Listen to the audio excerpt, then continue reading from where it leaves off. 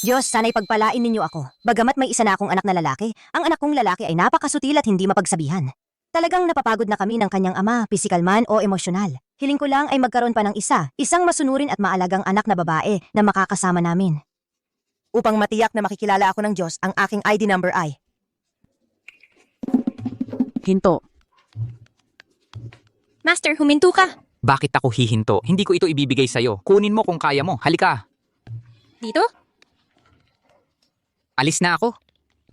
Alis na. Master, may alta presyon ka. Bawal ang fried chicken. Ibigay mo sa akin. Sa mga nakaraang taon, wala kang pinapayagan sa akin na kainin. Tingnan mo ang mukha ng iyong guro na wala na ang itsura ko sa pagpapayat. Ang fried chicken na ito ngayon, kahit si Lolo ay dumating, kakagatin ko pa rin ito. Sword Art of Heaven and Earth. Mabilis na tulad ng utos. Sasabog?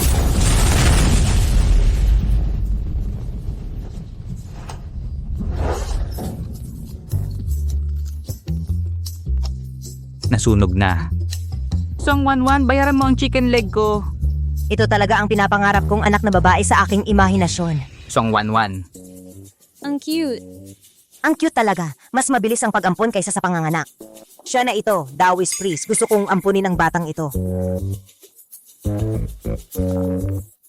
Hindi ganoon ang ibig kong sabihin. Ang ibig kong sabihin ay gusto kong ampunin ang batang ito. Gusto mong ampunin si 11? Kung pwede ma, hindi pwede. Anak, titingnan ko ang iyong kapalaran. Sa aking pagsusuri, ikaw mabuting tao. Kahit wala kang anak na babae sa tadhana, may pagkakataon ka para magkaroon ng isa. At saka, ang batang lalaki ng mabuting taong ito at ang iyong kapalaran parang magkasalungat pero sa totoo, magkakatulungan. Pero may nanay ako. Maaga pumanaw ang nanay mo. Bago siya mamatay, ikaw ay ipinagkatiwala niya sa akin. Ngayon, may ganitong pagkakataon, dapat mong pahalagahan ito. Huwag kang mag-alala. Tita? Tiyak na ituturing kitang parang tunay kong anak na babae. Hindi pa rin pwede. Aalis na ako. Sino ang mag-aalaga sa'yo? Ako.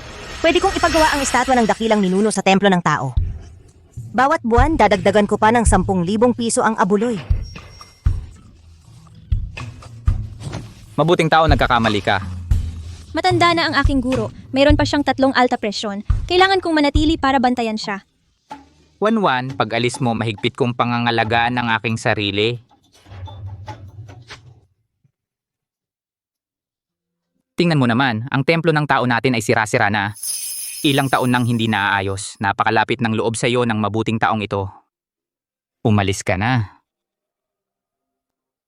Gusto na gusto talaga kitang anak.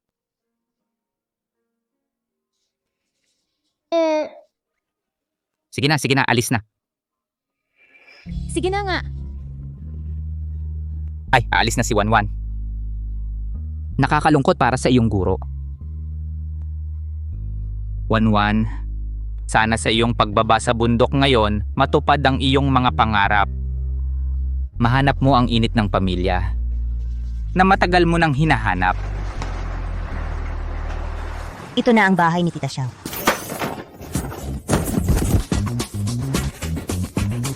Gurugu! Ginang Xiao, ang iyong bunso, hindi ko na talaga kayang turuan. Humanap ka na lang ng ibang guro. Unang pagsubok pa lang, hindi na pumasa. Gusto pang turuan ako? Mag-practice ka pa ng 500 taon. Tara! Ingat.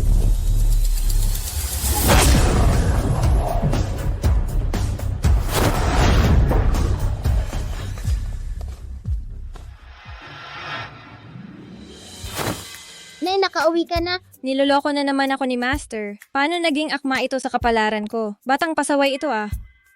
Nay, itong batang saan galing to?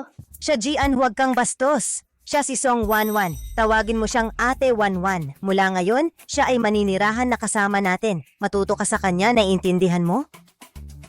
11, pasensya na. Ang anak kong ito talagang napakapilyo. Sa hinaharap, tulungan mo si Tita Xiao na disiplinahin siya. Nay, para lang mapagbantayan mo ako, ano man ang paraan ginagawa mo. Ngayon, nagdala ka pa ng ganyang batang hamog. Xie Jian, Kaya inampun ako ni Tita Xiao para lang disiplinahin ang anak niya. Wanwan, anong problema? Wala.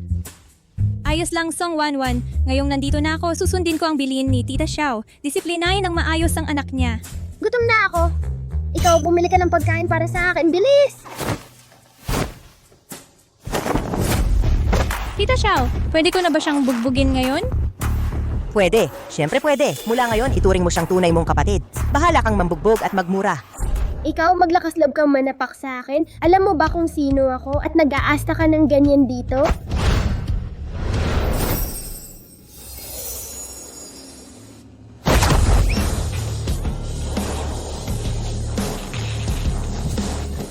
Anong gagawin niyo? Ikot. Magaling ka bang magmalaki? Wala akong pakialam kung sino ka. Ngayon ikaw ang aking babatukan, mayabang na Ginoo. Ikaw, batang hamog. Anong balak mo sa akin? Binabalaan kita. Kung gagalaw ka sa akin, papahirapan kita. Tig. Hindi mo pinapahalagahan ang biyaya sa iyo. Ngayon bibigyan kita ng leksyon. Pinapagalitan mo si Tita Xiao. Wala ka bang sariling paa? Ang master ko ay, Si Master Tianji ng pangunahing templo ng tao. tinawag mo akong batang hamog?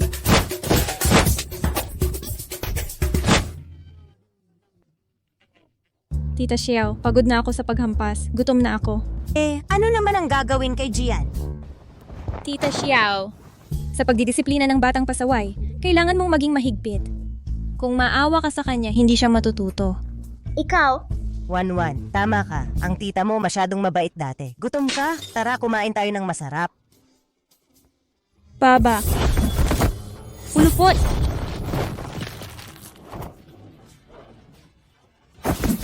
huwag kang mag-alala, batang hamog. Babawi ako.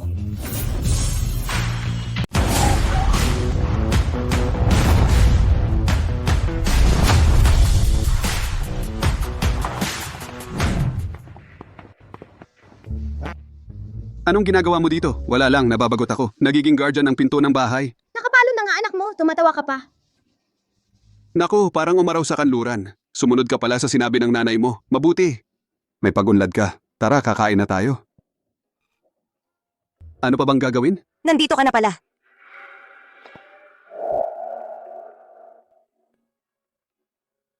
Itong batang demonita, ang ganda-ganda pala. Hindi pwede. Mataas ang sama ng loob ko sa kanya. Paano nangyari? Nabihag ako ng pagbabago niya. Halika na.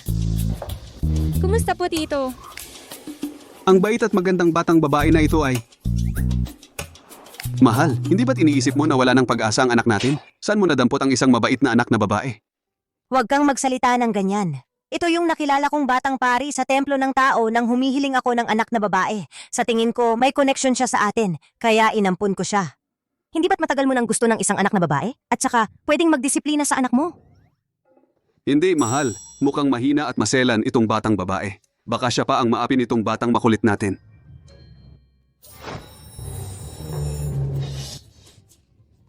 Ate Juan, pwede bang hindi na ako magpalo? Kain muna tayo. Gutom na ako. Wanwan, baka gusto mong tapusin na muna ngayon? Malapit nang maluto ang pagkain? Sige, Tigil.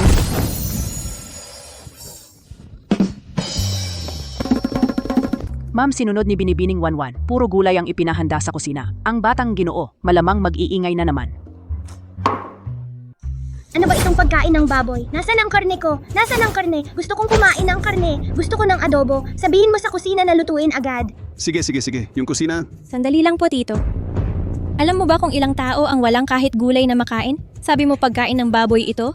Ano naman ang kinalaman ko doon? Kahit mamatay ako rito sa gutom ngayong araw, hindi ko kakainin ang mga nakakadiring bagay na ito.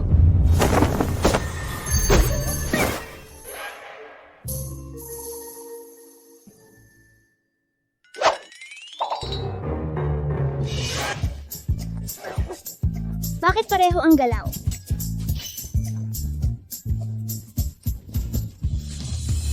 Kahit mamatay ako rito sa gutom ngayong araw, hindi ko kakainin ang mga nakakadiring bagay na ito. Masarap. masarap.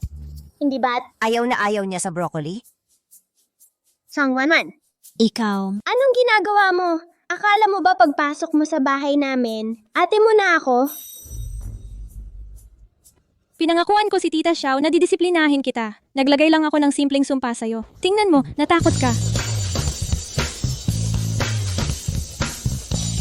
Song Wanwan, tumigil ka!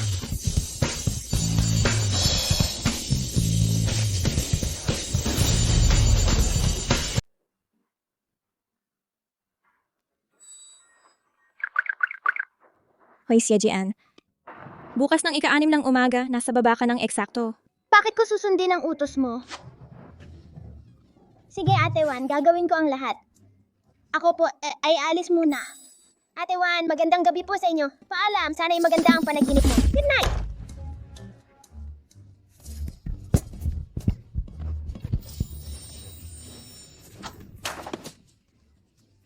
Ang batang pulubi na to, dati pinatayo ako ng matagal, tapos pinakain pa ako ng mga dahon ng gulay. Ngayon ay naguutos pa sa akin ng mga gawain. Kung hindi ko siya mapapaalis, hindi na ako tatawagin siya.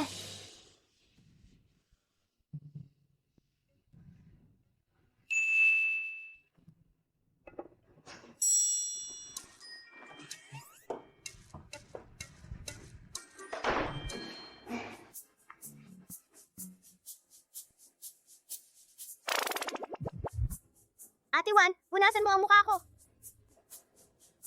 Buti nakaramdam ka. Bakit ang kati-kati? Ang kati talaga.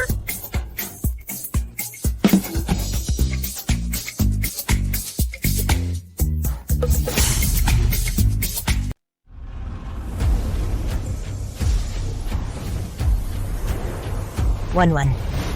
Tita, bumili ako ng ilang damit para sa'yo. Subukan mo nga. Tita Xiao, marami ka nang nabili para sa akin. Hindi na kailangan. Wanwan, matagal ko ng pangarap na magkaroon ng anak na babae. Para mabigyan ko siya ng napakaraming magagandang damit. Tuparin mo na ang pangarap ko.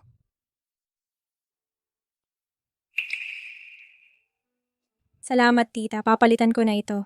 O sige, tara.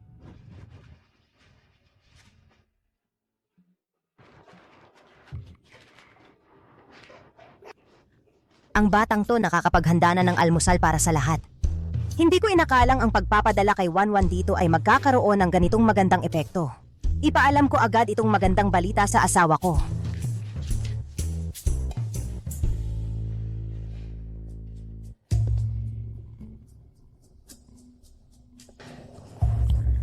Kaunting karne ng langaw. Tapos, dagdagan natin ng pangpatunaw ng kinain.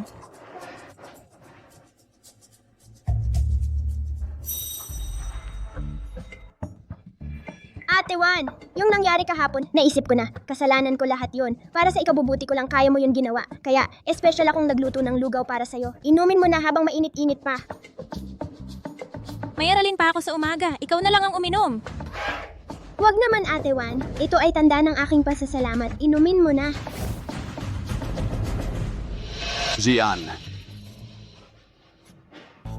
Ay, ang anak ko marunong na palang magluto ng lugaw. Ang ganda ng itsura. Tikman nga ng tatay mo. Tikman nga ng tatay mo. Bilis. Tatay. Tatay. Ang sarap nga. Jian, sa wakas lumaki ka na. Maging mabait kayo sa bahay. Pupunta muna kami ng nanay mo sa opisina. Ang tiyan ko. Ang talino ko, bakit may tatay akong ganito katanga? Sisira pa ng plano ko. Pero buti na lang may backup plan ako. Ate Wan, ang dami mong pawis. Kunatan kita ng tuwalya. Ate Wan, ang dami mong pawis sa mukha. Punasan mo. Bilisan mo. Punasan mo na. Pawisan ka rin naman sa pagluluto. Ikaw muna ang magpunas. Song Wanwan, kapag binigay ko tanggapin mo, huwag kang maarte. Bakit? Hindi ka ba naniniwala sa akin? Siyempre, naniniwala ako. Maniwala ako sa'yo. Mga panaginip. Huwag kang magdasal. Sige. Umalis ka.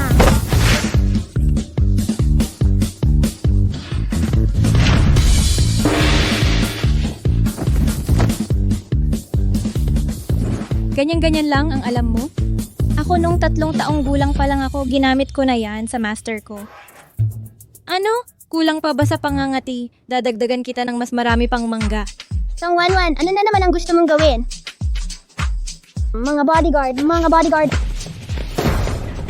Mga bodyguard, hawakan niyo siya. Song Wanwan, ngayong araw na ito, ipapaalam ko sa iyo kung sino talaga ang hari sa bahay na ito. Sugod! Paumanhin yang master, kayong mga traidor kayo. Alam ba niyo kung sino ang nagpapasahod sa inyo? Tapos kayo tinalikuran niyo ang totoo niyong amo. Tatanggalin ko kayo. Huwag kang gumamit ng salitang hindi mo naiintindihan. Si Auntie Xiao ang nag-utos sa kanila na makinig sa akin at matagal na niyang sinabi sa akin na madaming kalokohan ang utak mo kaya dapat akong mag-ingat sa mga panloloko mo. Pero hindi ko inakala na ganyan lang pala ang kaya mo.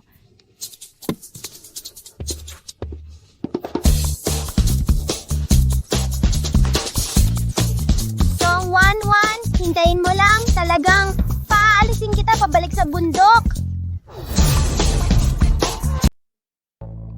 Xie Jian, bago matapos ang klase, basahin ng paulit-ulit ang tula na itinuro natin ngayon at kabisaduhin ito. Sige.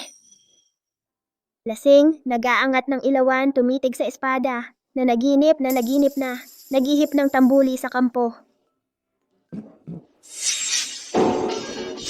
800 liwa, nagbabahagi ng inihaw sa ilalim ng watawat, 50 kwerdas, tumutugtog ng himig sa labas ng kuta, sa larangan ng digmaan, taglagas, nagpaparada ng mga kawal.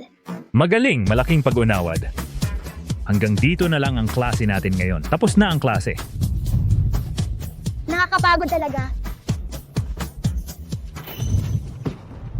Salamat po, Guro. Honey, tingnan mo ang anak natin. Kailan pa natapos ng tutor ang klase nito? At ngayon, marunong na rin magsabi ng, "Salamat po, Guro." Talagang swerte natin sa pagdating ni Wanwan. Oo nga. Tara na, tara na.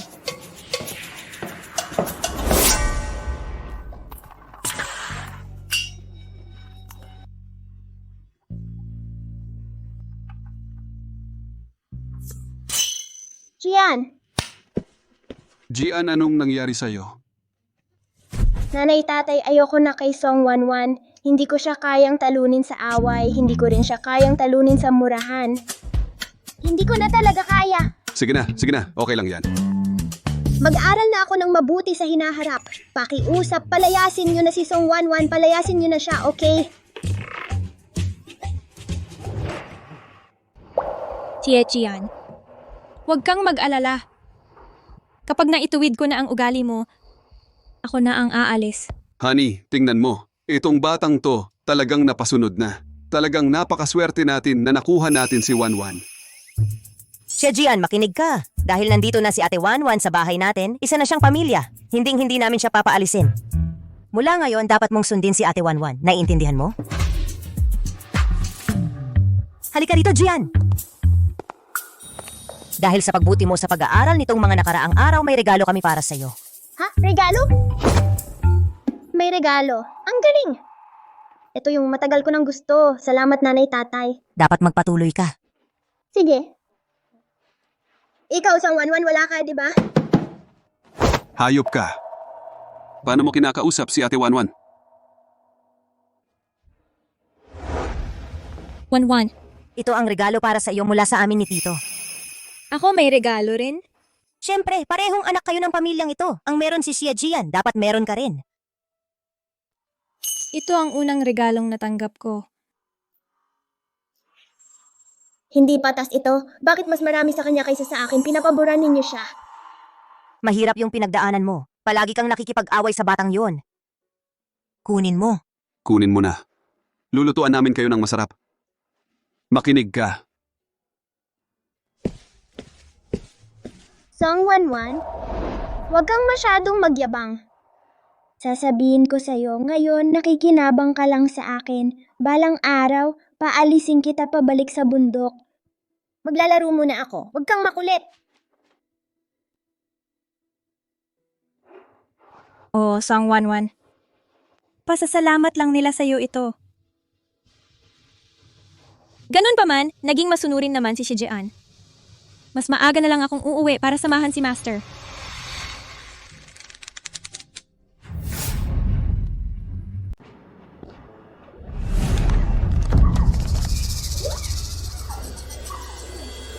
Naisip ko ang paraan para takutin ka. Para umalis ka sa bundok, ang paraan, magpanggap na kidnapper.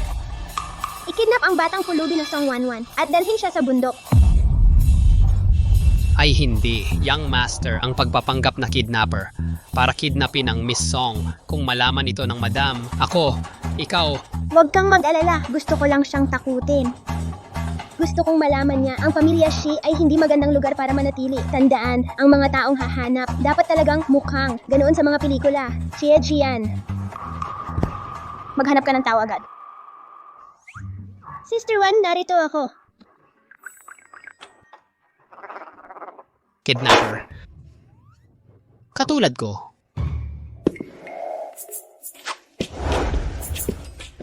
Ang young master sa bahay na iyon ay napakamakapangyarihan sa loob, napakapaborito. Kapag kidnapin natin siya, ang buong buhay natin ay hindi na magkakaproblema. Pero magbibihis tayo bilang repairman, talaga bang pwede? Isipin mo na lang na reconnaissance. Tara, umalis na tayo.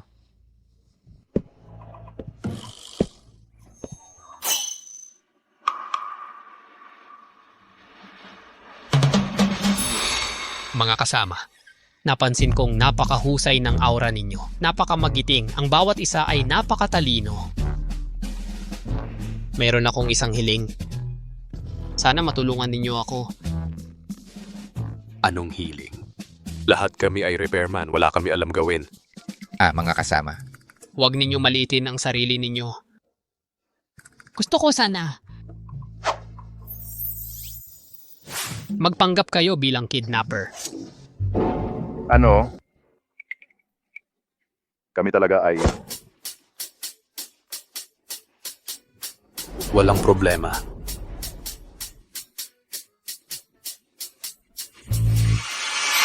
Nahanap na ba ang mga tao? Huwag kang mag-alala, Young Master. Nahanap na ang mga tao. Kailangan mo lang maghanap ng oras para dalhin ang Miss Song sa labas. Sige. Gawin natin ngayong gabi. Dadala ko ang Song Wanwan sa park mamaya. Sabihin mo sa mga tao na magtago sa tabi ng kalsada. Alam mo, Opo, pupunta ako agad para sabihan sila. huwag malaman ng mga magulang ko.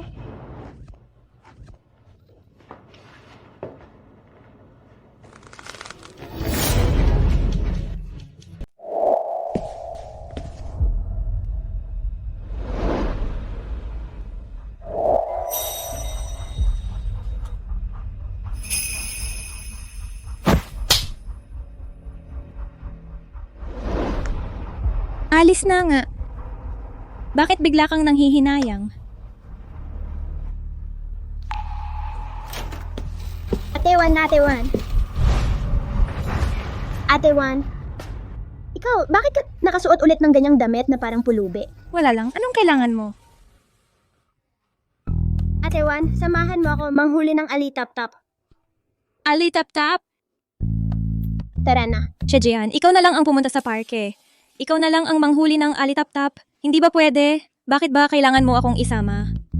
Ate Wan, mula nang bumaba ka sa bundok, nasa bahay ka lang palagi. Samahan mo na lang ako para makapaglaro tayo. Pangako, sa susunod, kung ano ang sabihin mo, yon ang susundin ko. Tara na.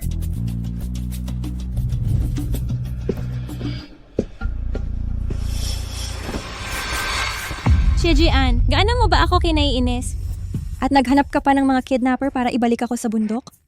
Hayaan mo na, hindi ko rin alam kung paano magpaalam kay Auntie Xiao. Kaya hayaan mo na, aalis na lang ako.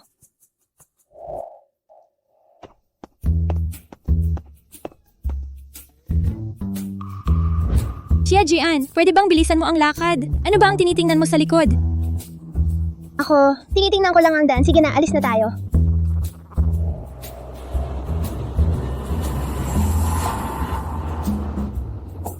Song Wanwan, tingnan mo. Mababalik ka na sa bundok. Wala na akong pakialam sa'yo. Hahayaan na lang kitang magmalaki sa huling pagkakataon. Hindi.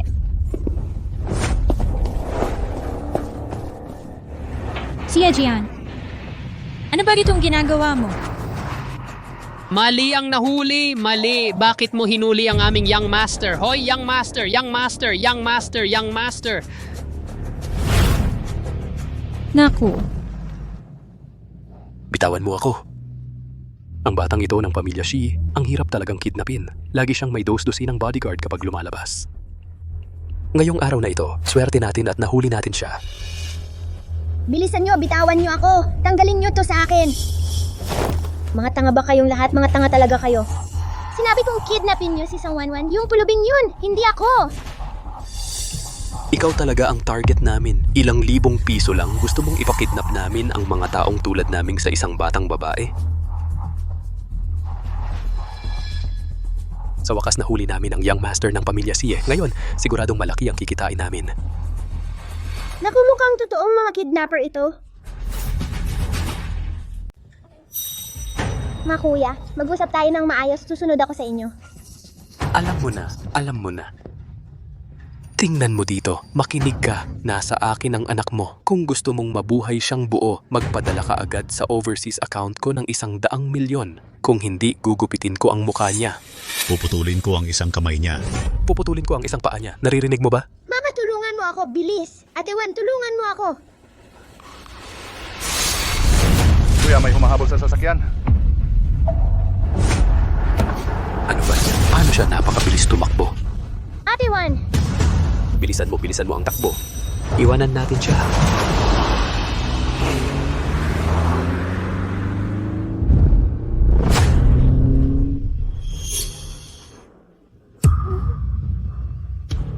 Ate Wan? Ate Wan, Pita. Hindi natin maiwan. Banggain na lang natin. mga kuya, pakiusap. Si Ate Wan ay isang pulubi lang. Huwag niyo na siyang pansinin. Tumahimik ka. Banggain natin siya. Song Wanwan, may utang ka sa akin ng isang buhay. siyam na kautusan, ipagbawal ang galaw-tigil.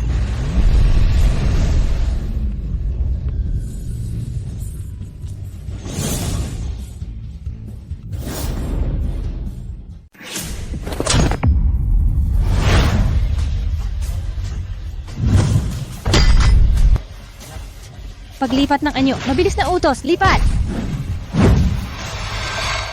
Grabe, ang lakas pala ng batang pulubi na to. At aalis na ako.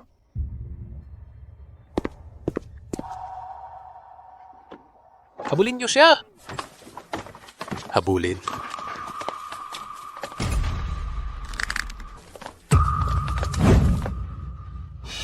Kayong mga salot, may mga kamay at paa kayo pero kidnapping ang ginagawa nyo? Ako lang ang pwedeng manakit kay Shijian. Kayo, huwag niyo siyang gagalawin kahit isang daliri. Ikaw, maliit na babae, lagi ka nalang nagpapanggap na may magic, sinisira mo ang plano ko. Papatayin kita ngayon. Song Wanwan. Medyo strict lang siya sa akin. Pero sa ibang pagkakataon, mabuti naman siya sa akin, di ba? Hindi pwede. Hindi ko pwedeng iwanan si Song Wanwan na mag-isa sa mga gagong yon.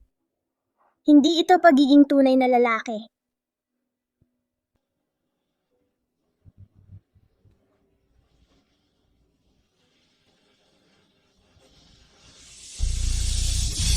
Narinig ko, ang pamilya Si ay gusto rin ng batang to. Dapat sabay na natin silang kidnapin para mas malaki ang makuha natin sa pamilya Si. Matalino.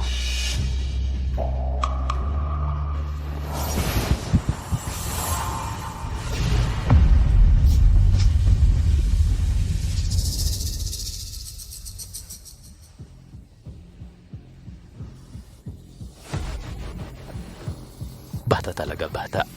Anong ikinatatakot? Papatayin kita ngayon.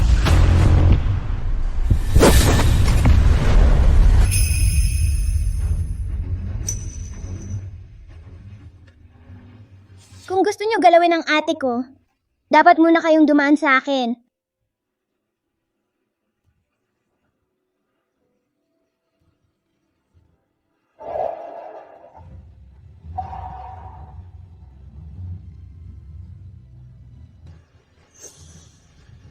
Umalis ka dyan!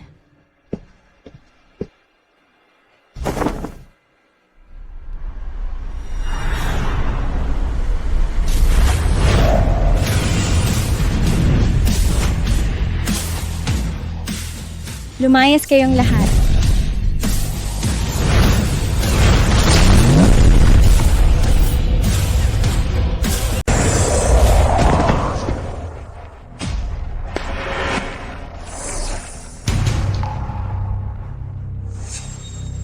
Hinuhuli niyo ako, magdudusa kayo. Ikaw, humanap ka ng tulong at arestuhin sila. Natalo pa kayo ng bata.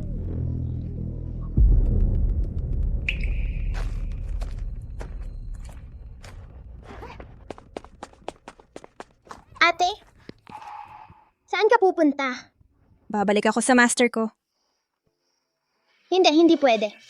Kung aalis ka, paano ko sasabihin sa mga magulang ko? Ang totoo, hinanap nila ako para lang disiplinahin ka. Ngayon, masunurin ka na, kaya aalis na rin ako. Hindi ganun. Itinuring ka talagang anak ng mga magulang ko. Gusto talaga nila sa'yo bilang anak. Aminado ako, nung una, ayaw ko talaga sa'yo. Pero nang maglaon, Ano nangyari nang maglaon? na pagtanto ko. Nasanay na ako sa pagdidisiplina mo. Ikaw na ang ate ko, habang buhay ka ang ate ko. Ate, ang sakit! Kung ate mo nga ako, sabihin mo sa akin, alam mo ba kung saan ka nagkamali?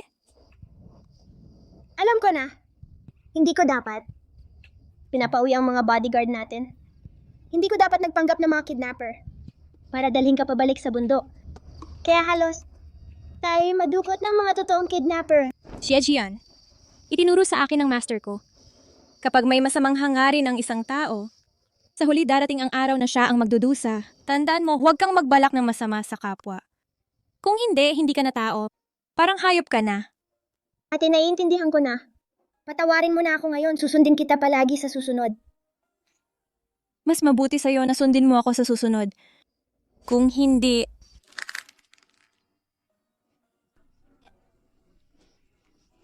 Ate, mula ngayon ako na ang pinakamatapat mong alipin. Saan mo ako ituro, doon ako lalaban.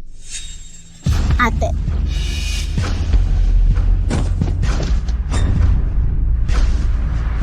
Siya Jian.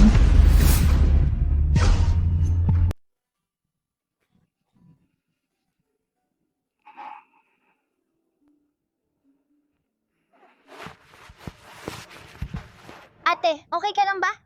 Medyo pagod lang ako. Ikaw pa nga. Nagkaganyan ka pa dahil sa sobrang nervyos. Yung mga magulang ko, saan sila pumunta? Sina lolo at lola tumawag sa video call. Lumabas sila para sagutin. Mapa, yung mga kidnapper nahuli na. Huwag kayong mag-alala. Paano kayo naging magulang? Hindi mo ba alam na dapat maraming security ang ilagay sa paligid ng bata? Mingjue, bakasyon naman ngayon, ipadala mo na lang dito sa amin ang bata para makapagpahinga siya ng matagal sa lumang bahay. Ano sa tingin mo? Sige. Pagkagising ni Gian, tatanungin ko siya. Sige. Buti na lang at walang nangyaring masama. Pupunta na lang ulit ako para tingnan ang bata. Sasama ako, tara.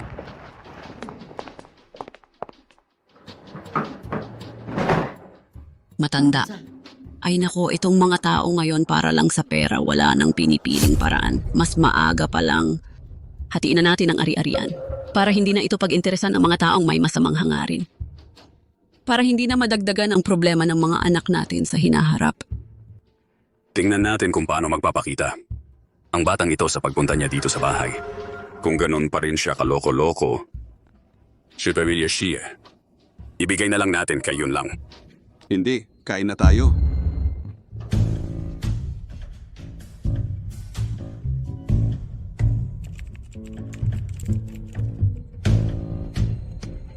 Yun lang.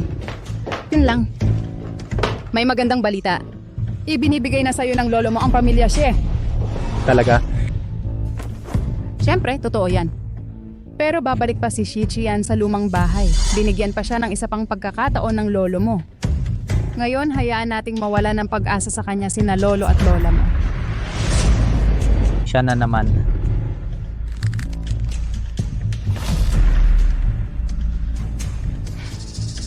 Huwag kang mag-alala. Ang yun lang natin ang pinakamagaling. Kung hindi lang sinabihan ni nanay na sumama ka, hindi ako sasama. Naiinis na ako agad kapag nakikita ko yung tita at si Shea yun lang. Laging ako ang sinisisi nila. Sinasadya nila akong pag-initan. Huwag kang mag-alala, hindi ka malulugi. Tandaan mong maging magalang mamaya. Lola, ito ang ate ko, si Song Wanwan. Lola Lynn? Lolo Shea, kamusta po? Mabuti, gutom na siguro kayo. Tara, kain na tayo. O tara na, kain na tayo.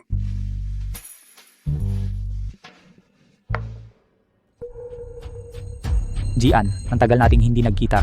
Gian, tumabi na kayo. Gaano na ba katagal ang hindi ninyo pagdalaw sa lolo't lola? Mula nang mahimatay ka, hindi alam ng tita mo kung ano ang dapat mong kainin. Kaya pinautos ko sa kusina na magluto ng mga mas magaang na pagkain.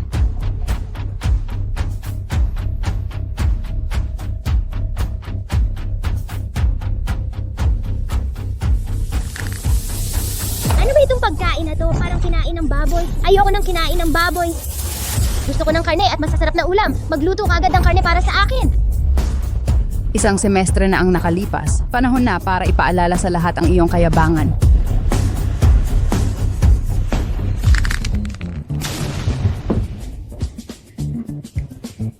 Sabihin mo sa kusina na magdagdag pa ng ilang pagkain na gusto ng mga bata, karne at gulay. Lola, wag na po kayong mag-abala. Anumang ulam ay ulam din, kakainin ko. Wag na po kayong mag-aksaya. Ang apo kong mahal, lumalaki ka nga at lalong nagiging mabait. Bukas ako mismo ang magluluto para sa inyo ng paborito ninyong pagkain. Sige, halika, umupo na kayo. Wanwan, huwag kang mahiya, kumain ka ng marami. Opo, salamat po, Lola. Lola, kumuha po kayo ng ulam. Ma, Si Shea Jian ngayon parang ibang tao na. Nag-aarte lang yan. Maipapakita rin niya ang tunay niyang muka. Halika.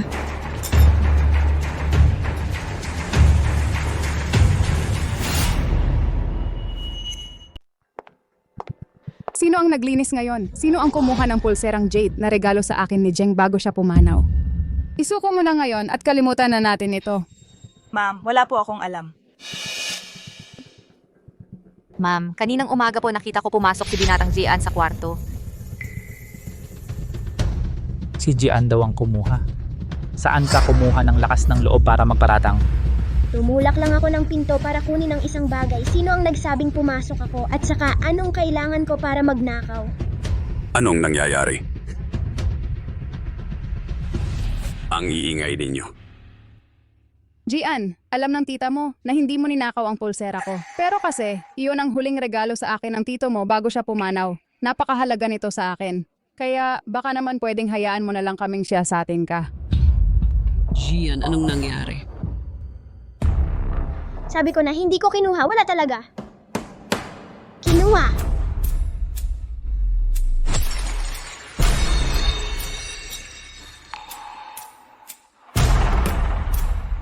Si Jian ay hindi taong basta kukuha ng hindi kanya. Tita Shen, bakit dahil lang sa ilang salita ay gusto mo nang siyasatin siya? Hindi patas yun sa kanya. Kung ganon, masasabi ko rin na si Kuya yun lang pala ang kumuha. May karapatan ka bang magsalita dito? At saka, ang katulong ang nagsabi na nakita niyang pumasok si Jian sa kwarto ko. Kung ganon, sasabihin ko, si Kuya yun lang ang kumuha ng pulserang jade mo. Kaya pareho silang siyasatin ang bulsa. Ate Juan. Huwag kang mag-alala.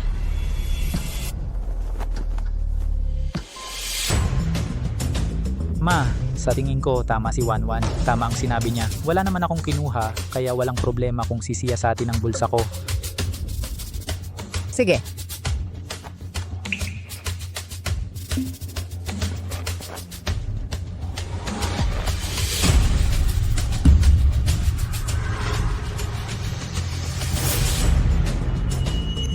Jian, talaga bang ikaw? Jian, ikaw talaga ang kumuha ng pulseras ko? Bakit mo itinatanggihang todo? Kung gusto mo talaga yon, sabihin mo lang sa akin. Bibilan kita ng bago. Hindi ba mas madali iyon? Hindi ako. Hindi ako.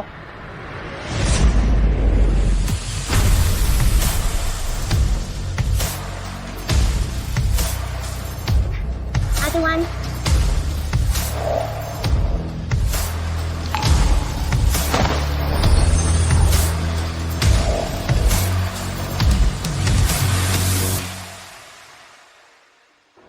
Pilak lang itong pulseras.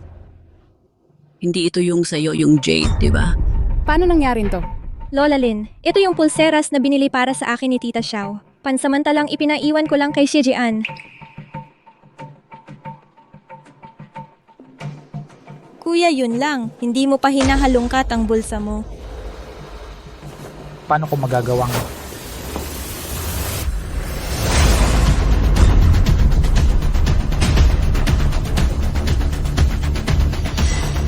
Imposible. Itong jade bracelet. Paano napunta sa bulsa ko? Shensin, ano ba talaga ang nangyari dito?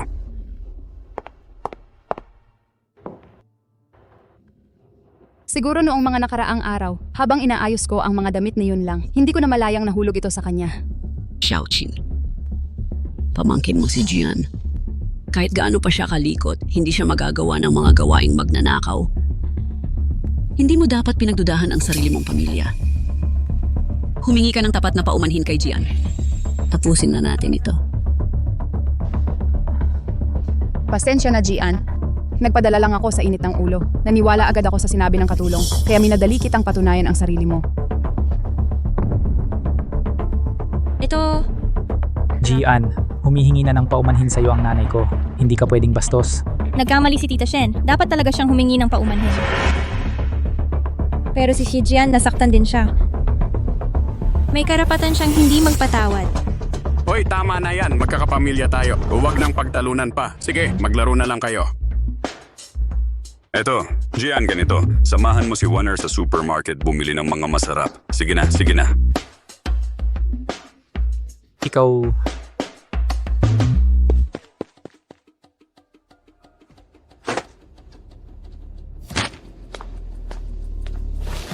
Si Jian, tingnan natin kung hanggang kailan ka magtatanghal.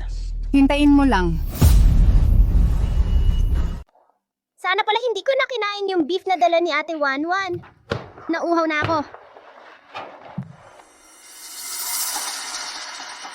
Bilis, umalis ka dyan! Jian, huwag mong isipin na kapag nasa harap ng lolo at lola mo, magiging epektibo ang pagpapanggap mong mabait. Ang katulad mo, sa mas magandang salita, ay isang walang kwentang bulakbol. Sa mas masakit na salita, ay isang batang walang modo at pasaway. Walang magkakagusto sa'yo. Ate, hindi ako ang nang-away sa kanya ha. Siya ang lumapit sa akin. Wala kang pakialam. Jian, anong ginagawa mo?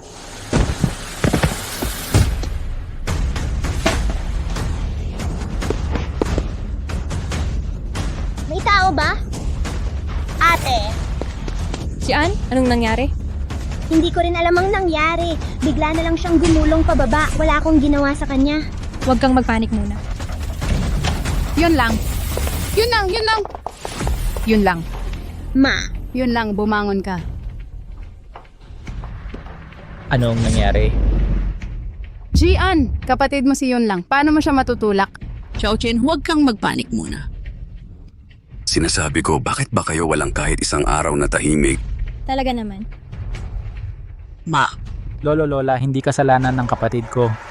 Ako, para humingi ng tawad sa kanya, ay pinilit ko siya. Nag-init lang ang ulo niya kaya niya ako tinulak.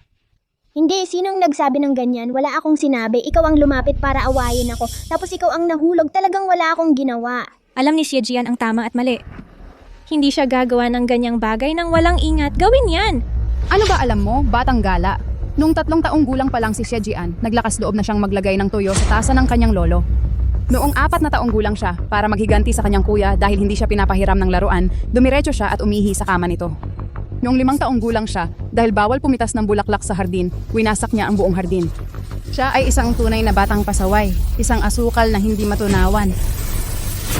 Nagbago na ako nun pa. Hindi na ako ganyan. May paraan ako para patunayan. Basta, Yun lang? Yun lang! Yun lang! Naku, anong hinihintay nyo? Dalhin nyo agad si Yun lang sa ospital. Bilis, bilis! sa ospital. Bilis, bilis! Tigil! Kayong dalawa, pumunta kayo agad sa bulwagan ng mga ninuno at mag-isip-isip kayo ng mabuti sa ginawa nyo.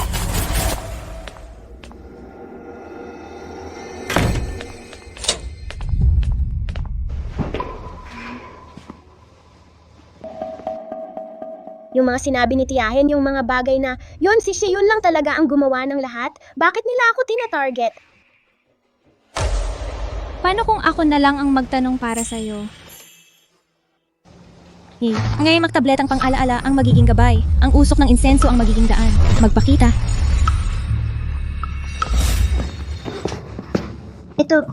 Ano ito? Multo ba to? Diyosa. Bakit ka nandito? Anong Diyosa? Isang maliit na tao lang akong nag-aaral ng dao. Pero, Mga ninuno ninyong siya ang mga to. Anong kinakatakot mo? Yun ba ang tiyo mo?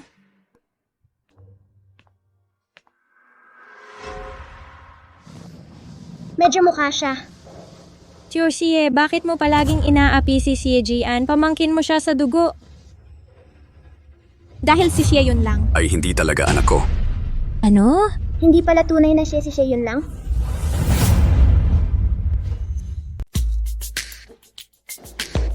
Ate Juan!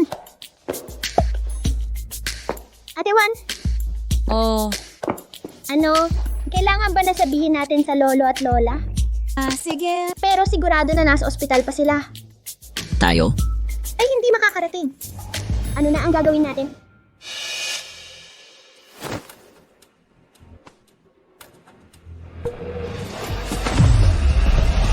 Tara. Ha?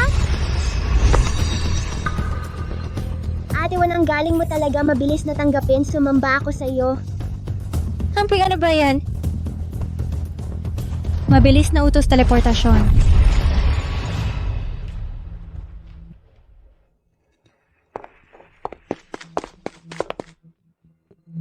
Dito.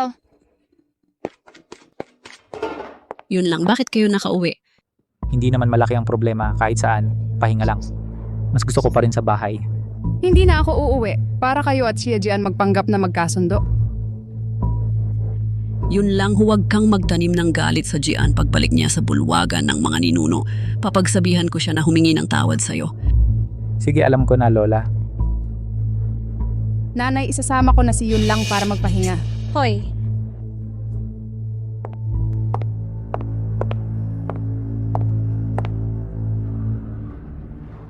Bakit? Nakita na siya ay nagtulak sa iyo pababa. Naniniwala pa rin si Lola sa kanya. Ang matandang yan, mas pinapaboran si Xie Jian. Matagal na yan. Sa mga nakaraang taon, napakaraming ginawa ni Xie Jian, pero hindi pa siya nawalan ng pag-asa sa kanya. Nanay, hindi ko maintindihan. Basta tulungan mo ako. Sa mga awards, ako ay mananatiling batang genius. Si Lolo, mahalaga sa kanya ang reputasyon. Sa huli, ibibigay niya ang Xie family sa akin. Si Xie Jian, isang walang kwentang tao. Ano ang dapat ikabahala? Bakit mo naiisip yan? Hindi ba tama ang sinasabi ko? Kahit na mas paboran pa si Xie Jian ni Lola, ano ang magagawa niya? Bakit simula bata pinag-effort mo ako para kontrahin ang walang kwentang yan? Sayang ang oras, nanay, pakiusap. Huwag mo na gawin ang mga kalokohan na nakakaapekto sa akin. Akala mo pa talaga nagpapakatanga ako at nadadamay ka pa. Alam mo ba na hindi ka talaga anak ng pamilyang Xie? Kung hindi kita dinala rito, mararanasan mo kaya ang magandang buhay na ito? Ha? Mukhang lalo ka nang sumusunod sa akin, ah. Ikaw, naisip mo pang manakit sa akin? Bawiin mo ang sinabi mo para hindi ko na lang narinig. Siya yun lang. Nanay mo ako. Naglakas loob ka pang manakit sa akin. Noong buntis pa ako sa'yo, namatay ang tatay mo sa aksidente habang sumusaklolo. Galit ako sa kanya, pero mahal ko rin siya. Gusto kong ibigay sa'yo ang mas magandang buhay. Kaya pumayag akong ligawan ni Zheng. Ngayon, ikaw pa ang umaayaw sa akin. Tumigil ka. Huwag ka nang magsalita.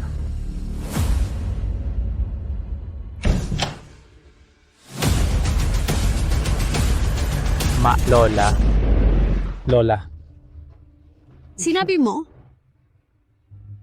na hindi siya anak ni Azeng? Hindi. Hindi po, Lola. Apo mo po ako. Si Xicheng po ang tatay ko. Opo, ma. Yun lang ay anak talaga ni Azeng. Mali po ang narinig ninyo. Kaya pala tuwing si Jian ayaw na umuwi sa lumang bahay. Sabi niya, hindi niyo siya gusto. Akala ko nga dahil lang yung dalawang bata ay hindi magkasama. Kaya hindi nagkakasundo. Akala ko, Lola. inisip ko na magkapatid kayo. Normal lang ang mag-away. Walang dapat ipagdamot. Pero ikaw, yun lang. Sa murang edad mo pa lang, ang lalim na ng iniisip mo. Iniisip mo pa ang konting ari-arian naming mag-asawa. Dahil may nanay kang tulad mo. Ma, pakinggan niyo po ako. Hindi po ganun. Ano pa ang ipapaliwanag mo? Sa tingin ko, mabuti naman si Ajeng at ang pamilyang siya sa'yo. Pinag-aral namin ang anak mo sa ibang lalaki. Pero sige na nga. Pero bakit ganito ang masamang pag-iisip mo? Itinuro mo sa kanya mula pagkabata na awayin ng kapatid niya. Wala po. Hindi po, Lola. Siya ay hindi kailanman nagsabi tungkol sa pinagmulan ko. Palagi ko kayong itinuring bilang pamilya. Apo mo pa rin po ako, Lola. Isasabi ko ito sa lolo ninyo. Sasabihin ko ito sa lolo ninyo. Lola, Tingnan natin ang gagawin niya. wag mong sasabihin kay Lolo. Yun lang. Hindi ito maliit na bagay. Kailangan kong pag-usapan itong mabuti sa lolo mo. Bakit ganyan ka palagi? Mula ng bata ka, palagi mong pinapaboran si Gian. Mas magaling naman ako sa kanya sa lahat. Kahit na siya ang palaging nagpapahiya sa pamilya, ako naman talaga ang nagbibigay ng karangalan sa pamilya. Yun lang. Kung gusto mo i-tasting tubig, hindi talaga pwedeng pantay-pantay. Sa pagitan mo at ni Gian, sinikap kong maging patas. Nakikita mo lang palagi ang pag-aalaga ko sa kanya kapag bakasyon. Pero hindi mo naaalala na magkasama tayo araw-araw kung paano kita itinuring. Hindi, ikaw. Kayong lahat ang nagpauso sa akin na kamuhian ang walang kwentang si Xie Jian. Ang pamilya Xie, ako ang panganay na apo ng pamilya Xie. Akin ang pamilya Xie, walang sino mang makikipag-agawan sa akin. Ikaw, Ma, huwag mong sisihin si Yun lang. Kasalanan ko lahat ito. Kasalanan ko lahat. kaya naging ganyan si Yun lang ngayon. Dahil napakarami ng gusto mo. Hayaan mo akong umalis. Ma, hindi ako ang may kasalanan. Ikaw ang may kasalanan. Kayong lahat ang may kasalanan. Aray.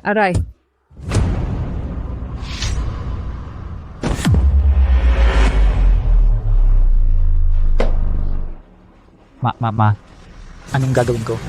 Ako, hindi ko sinasadya. Ako, medyo naguguluhan lang ang isip ko. Gusto ko lang siyang tumigil sa pagsasabi sa akin. Ako, Siya Yun lang. Kumalma ka. Tutulungan ka ni Mama. Gawin mo ang sinasabi ko. Bakit ang bilis umuwi ni Xie Yun lang? Hindi ko alam kung nakauwi na sina Lolo at Lola. Hala, nasa panganib si Lola. Anong nangyari kay Lola? Hawakan mo ng mahigpit ako. Sa ngalan ng langit at lupa, maging mabilis ang utos, teleport.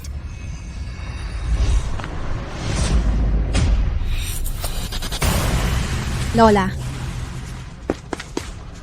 Lola, may tao ba dyan? May tao ba?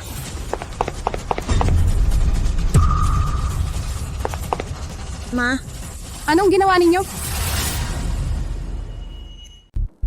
Lolo, wag na po kayong malungkot. Naniniwala ako na gagaling din po si Lola.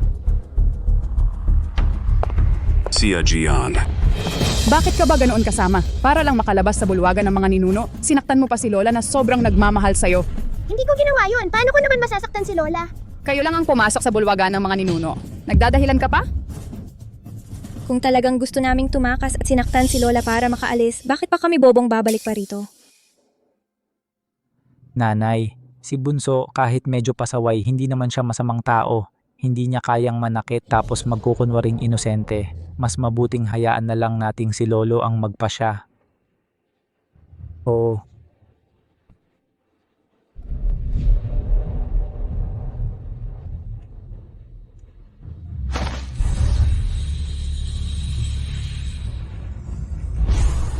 Kasalanan mo to, kayo ang may kasalanan.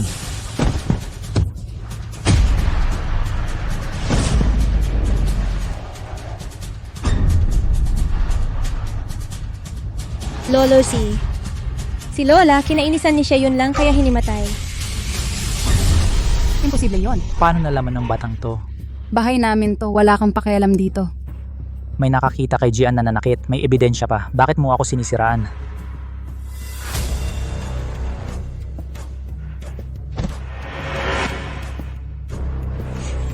Kailan ba ang gusto nitong mag-ina?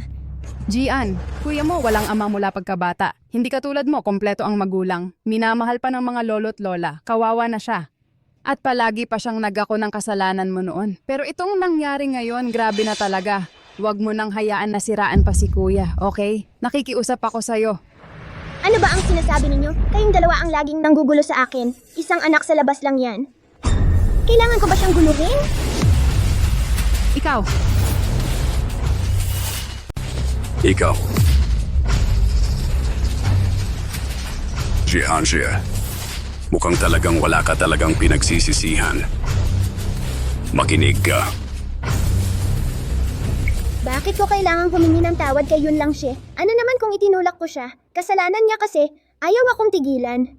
Isinasaalang-alang ko na magkapatid kayo, normal lang ang mag-away. Walang dapat ipagdamdam. Pero ikaw, Gian, sa murang edad mo, ang lalim na ng iniisip mo.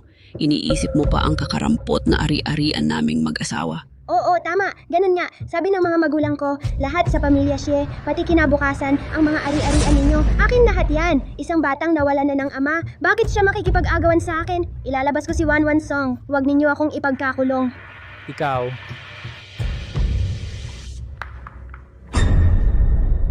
Kailan ko ba nasabi ang mga yan? Kailan ba nanakit si Ate Wan? Tama na, Jianxie. Akala ko dati, sobrang pagmamahal lang ng magulang mo ang dahilan, kaya medyo pasaway ka lang. Pero hindi ko inakala na ang mga magulang mo ay itinuro sa iyo ang ganitong mga paniniwala. At hinayaan pa nilang itong batang yan ang tumulong sa iyo sa kalokohan. Hey, kung ganoon na lang pala kahalaga sa pamilya ninyo ang perang yan, sige, simula ngayon. Puputulin ko ang pag-asa ng pamilya ninyo sa bagay na yan. Ang ari-arian ng pamilya Xie, ikaw, ang mga magulang mo, at ikaw, wala kayong makukuhang kahit piso. kailan pa namin? Inisip ang pera? Hindi naman talaga namin naisip ang perang yan. Peke ang video na yan. Lolo G, mas mabuting linawin muna natin.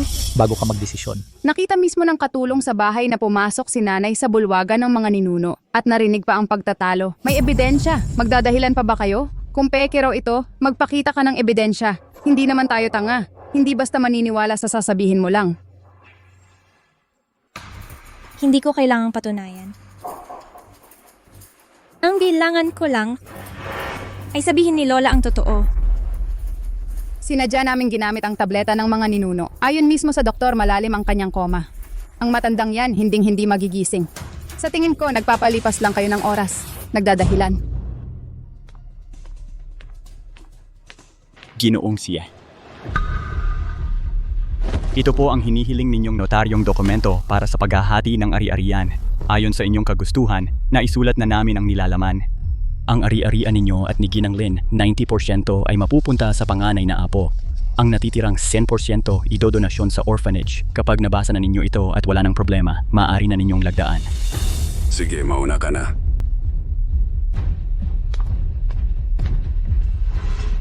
Tay, sa tingin ko si Gian ay hindi talaga sumasang-ayon. Baka naman, pag-isipan mo ulit. Ano naman ang magagawa niya kung ayaw niya? Gusto kong tuluyan siyang mawala ng pag-asa. Sandali.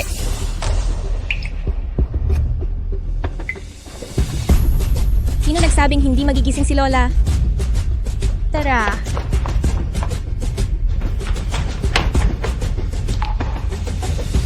Paghiwalayin ang kadiliman, bumalik ang liwanag. Gising. Ikaw, batang hamak, tigilan mo yan! Akala mo ba makakapanloko ka sa pamamagitan ng panggagaway?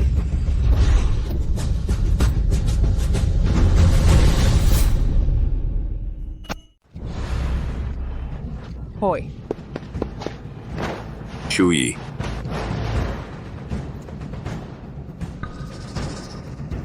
Ano sa tingin mo? Lolo Xie, pansamantala ko lang pong nagising si Lola. Para tuluyan siyang gumaling, kailangan pa ng panahon. Lola, sabihin mo sa akin sino ang nanakit sa'yo. Ako na ang gaganti para sa'yo. Ano ang sinasabi mo? Ha? Shuyi. Uy, Shuyi, Shuyi. Mabilis, tumawag ng doktor! Tumawag ng doktor! Lola.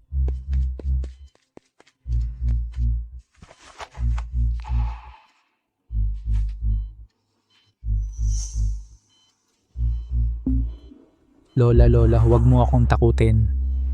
Gaga, ano ba ang ginawa mo? Nawalan na nga ng malay ang nanay ko. Gagamit ka pa ng magikang itim para saktan siya? May ibang tao na gumamit ng madikang itim. Ayaw nilang sabihin ni Lola ang totoo. Huwag mong isisi sa iba. Nakita naming ikaw ang may gawa. Lumabas ka na ngayon din.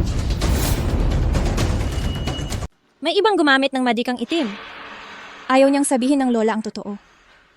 Huwag kang maghanap ng ibang pagbibintangan. Nakita naming ikaw ang gumawa. Umalis ka na ngayon. Ako! Umalis ka na. Lola. Bilisan mo.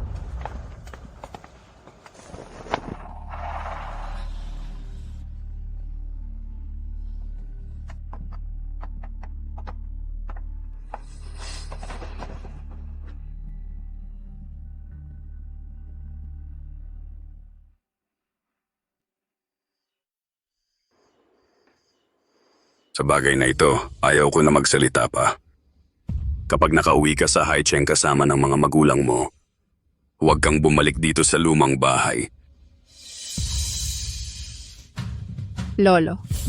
Sa bagay na ito, hindi talaga ako ang gumawa.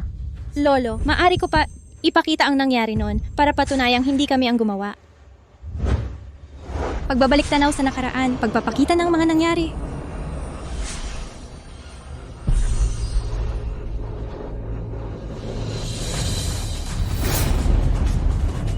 Panahong bumabalik, muling nagpapakita ang nakaraan.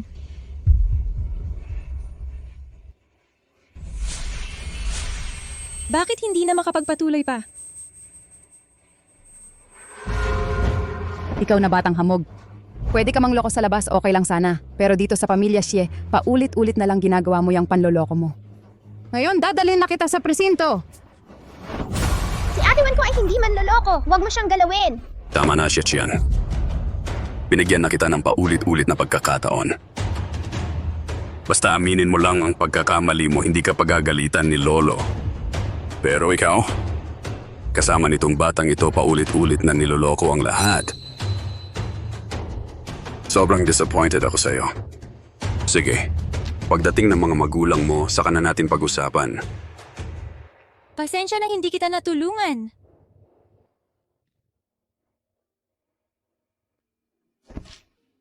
Dumating na sina mama at papa. Siguradong hindi rin sila maniniwala sa akin. Maniniwala sila sa'yo. Anak!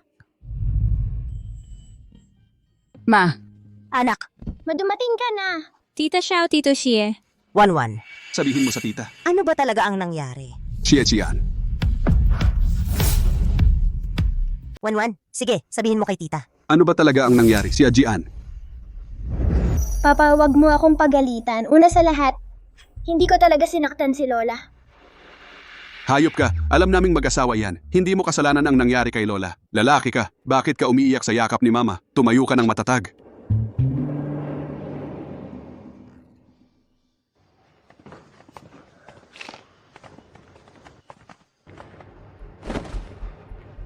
Papa, yung mga video na ipinadala mo sa akin, napanood ko na. Ayoko maniwala na ang anak ko ang gagawa ng ganito.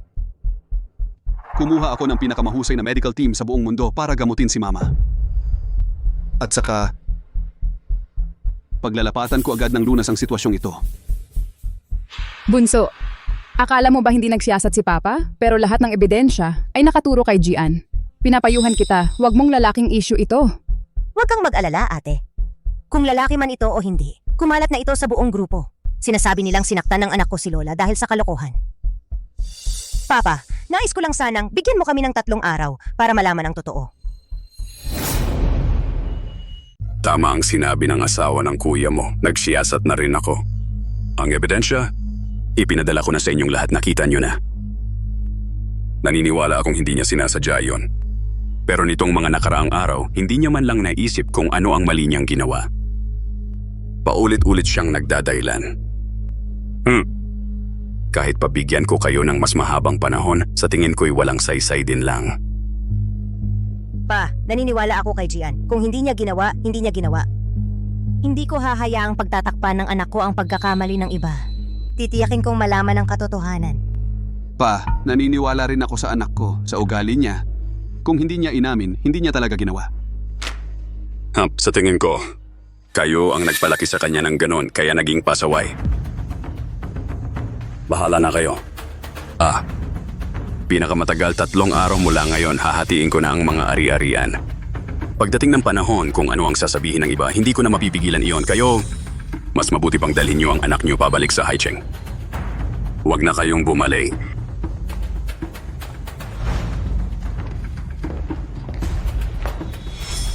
Tatlong araw na lang.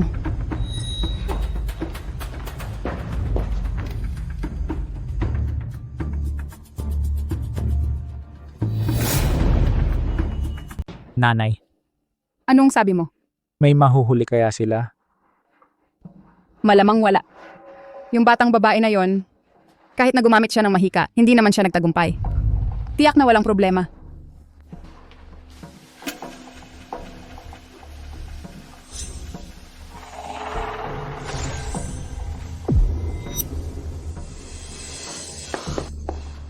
Xian? Buhay ka pa?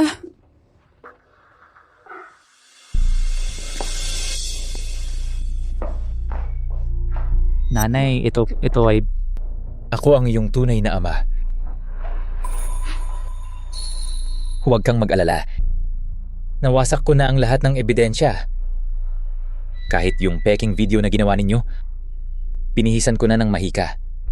Kahit ipa-examine, wala silang mahuhuli. Saan ka ba napunta nitong mga nakaraang taon? Akala ko patay ka na kaya. Noon, nawalan ako ng malay.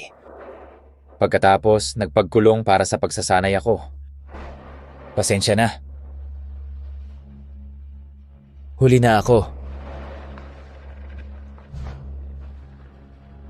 Kapag nakuha na ang mamana ng mga Xie, Siyan. dalhin mo na kami ng anak ko para makaalis na. Sige. Kailangan ninyong makuha ang mga Xie. Bumalik ka na sa silid-aklatan.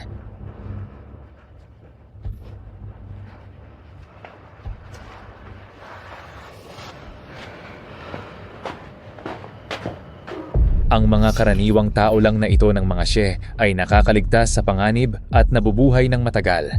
Talagang makukuha ko ang lihim nito at mabawi ang swerte ng aming pamilyang Shu.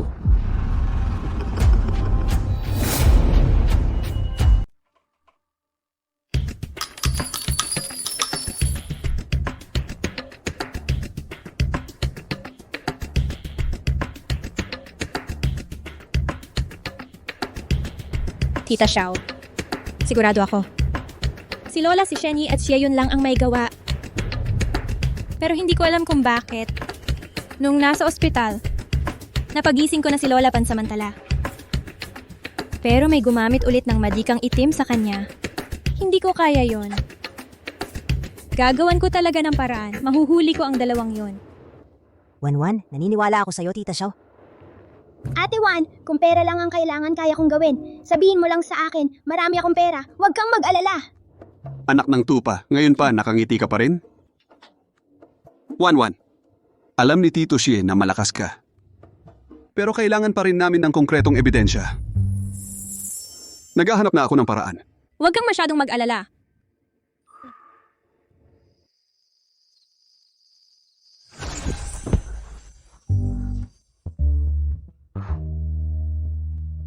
Ang sarap pa ng tulog. Sa tulong ng mahika mo. Tingnan natin kung paano pa magdadahilan ng gago. Ngayong araw na ito, papagsasabihin ko sa kanya ang katotohanan. Sandali, gagawan kita ng mahika. Simulan mo nang mag-video. Sige. Handa na ako. Sige, ang anting-anting ay sumasang-ayon sa puso at isip. Ang katotohanan ay lilitaw. Magsalita ka. Paano siya nagkaroon ng proteksyon mula sa madikang itim? Akala ko napakalakas mo. Yun pala, isang batang babaeng marunong lang gumawa ng mga simpleng anting-anting. Sino ka talaga?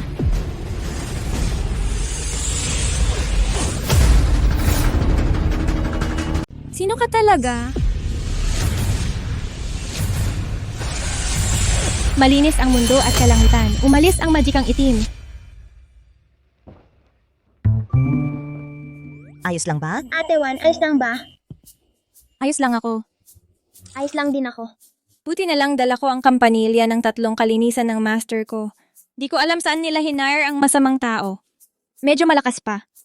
Pero okay lang. Tignan mo ako. Ipagpatuloy mo ang pag-record. Handa na ako. Simula na. Mabilis na utos. Ang katotohanan ay lalabas. Sabihin mo. Sino ka? Ako si Shiyun lang. Anong nangyari sa inyo ni Lola noon? Narinig niya ang sekreto ko. Ako at mama ko hiniling na huwag sabihin sa lolo. Ayaw niyang tumigil, kaya sa panik, sinigawan ko siya. Di ko alam na nabangga siya sa pintuan. Dumugo siya ng malakas. Natakot ako. Pero ako at mama ko dinala siya sa bulwagan ng mga ninuno at ginamit ang plague para peke ng sugat. Ipasa sa Shejian na walang kwenta. Ang mag-ina talagang mas masama pa sa inaasahan. Hindi pwede. Ipapakita ko ang video sa papa. Hoy Mingyue, huwag magmadali. Ang video malamang hindi ito magiging ebidensya. Bakit? Ang kondisyon ni Shiyun lang ay tulala at blanco. Malamang ituturing ito na pilit at pananakot. Sasabihin lang nila na Wanwan ginamit ang magic para kontrolin. Wala tayong magagawa sa kanila.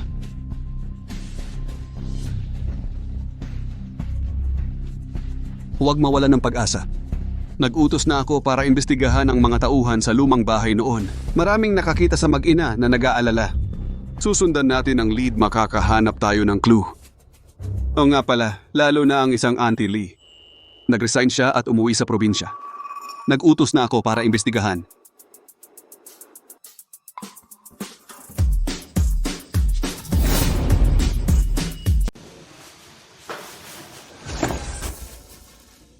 Tita Lee, ang tagal na nating hindi nagkita. Anak, anong ginagawa mo rito? Tita Lee, bakit ka biglang nag-resign? Ako, aalis na ang anak ko at ang manugang kong babae papuntang ibang bansa. Gusto kong bumalik at manirahan kasama nila ng pansamantala. Ganun ba? Paano kung ang akala ko nakakita ka ng something at binayaran ka? Paano naman nangyari yon? Anong malalaman ko? Ganun ba, Tita Lee? Paano kung nakita kong nagpadala ng pera sa'yo si Tita Shen? Kaya lang nakapag-abroad ang anak mo at ang asawa niya. Ako, Tita Lee, ang transaction mo kay tita kapag nalaman ng mga magulang ko, magiging malubha ang kahihinatnan. Gusto mo bang maging testigo namin? Ikaw ang bahala.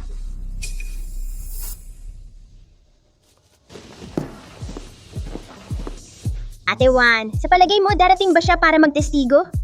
darating siya. Nakita ko sa kanyang isipan na ang anak niya at ang manugang ayaw sa kanyang hinihinging halaga. Gagawin niya yon para sa pera. Mabuti naman! Sa wakas, mabubunyag na ang katotohanan tungkol kay siya yun lang. Yang gago, bilisan natin!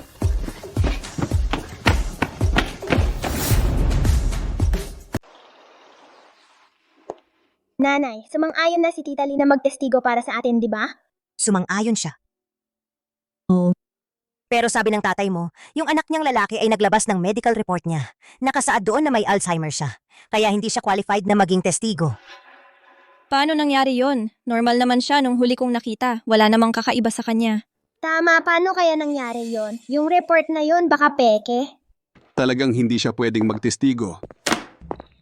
Kahapon, nung sinundo ko siya, hindi na siya malinaw ang pag-iisip. Ni hindi niya nakilala ang sarili niyang anak.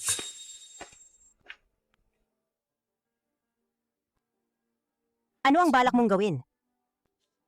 Kakausapin ko ulit si Lolo para pag-usapan. Pwede kong hindi kunin ang mana.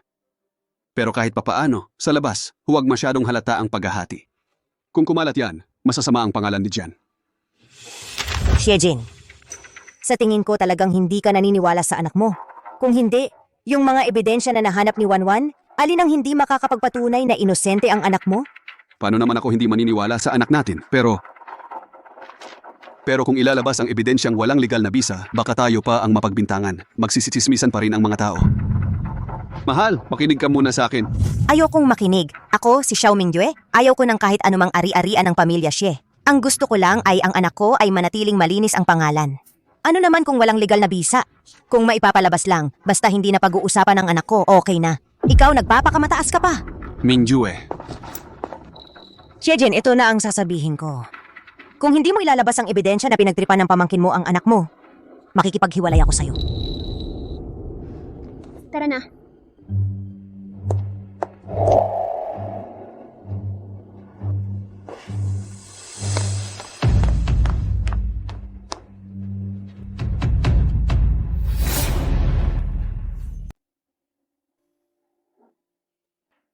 Mukhang ito na lang ang natitirang paraan.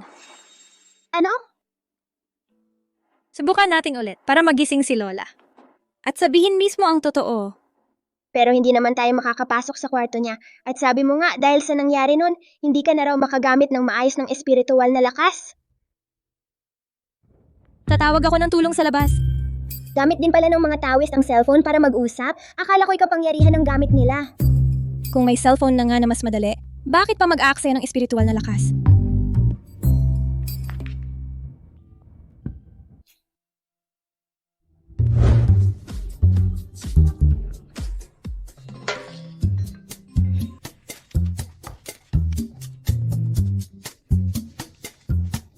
Wanwan.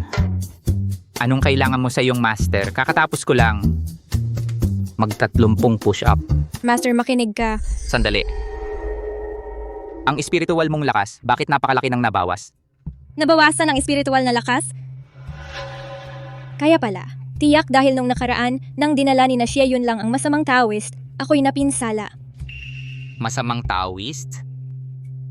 Oo, bagamat hindi ko siya naharap ng direkta, pero 2 beses niyang pinutol ang pagsasagawa ko ng mahika. Naramdaman ko na ang lakas na iyon ay lubhang salungat sa atin. Sige, alam na ng iyong master. Kaya tandaan mo, maglaan ka ng mas maraming oras sa pagsasanay araw-araw para bumalik agad ang iyong lakas. Pero Master, napaka-urgente nito. Naku, wala ring magagawa kahit magmadali. Ang espiritual na lakas na ito kapag naubos, ubos na. Dahan-dahan lang ito bumabalik, maliban na lang kung gumamit ka ng mas makapangyarihang magic artifact. Halimbawa, ang purple gold gourd ng Diyosa.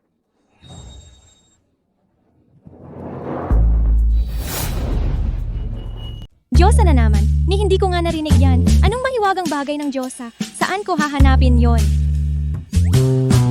Guro, wala bang ibang mas madaling paraan? Meron naman. Pero yung dugo bilang ritual lang ang makakapagpauna ng iyong kapangyarihan. Pero ang mga kahihinatnan nito ay napakahirap tiisin. Song Wanwan. Anong balak mo? Binabalaan kita, huwag mong subukang gawin ang ritual na may dugo. Kung hindi, itataboy kita. Hindi. Siyempre hindi pa alam na, Guro. Hoy, Song Wanwan. Palalayasin kita sa aming samahan. Sobra ka na.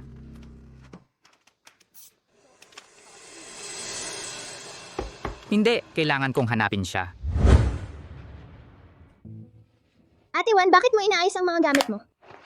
Ospital, 3 oras na lang ang natitira. Makakarating pa tayo kung pupunta tayo ngayon.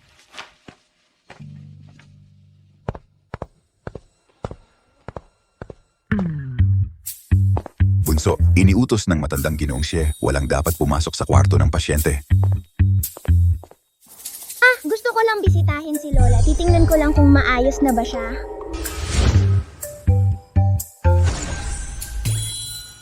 Uupo muna ako ron sandali.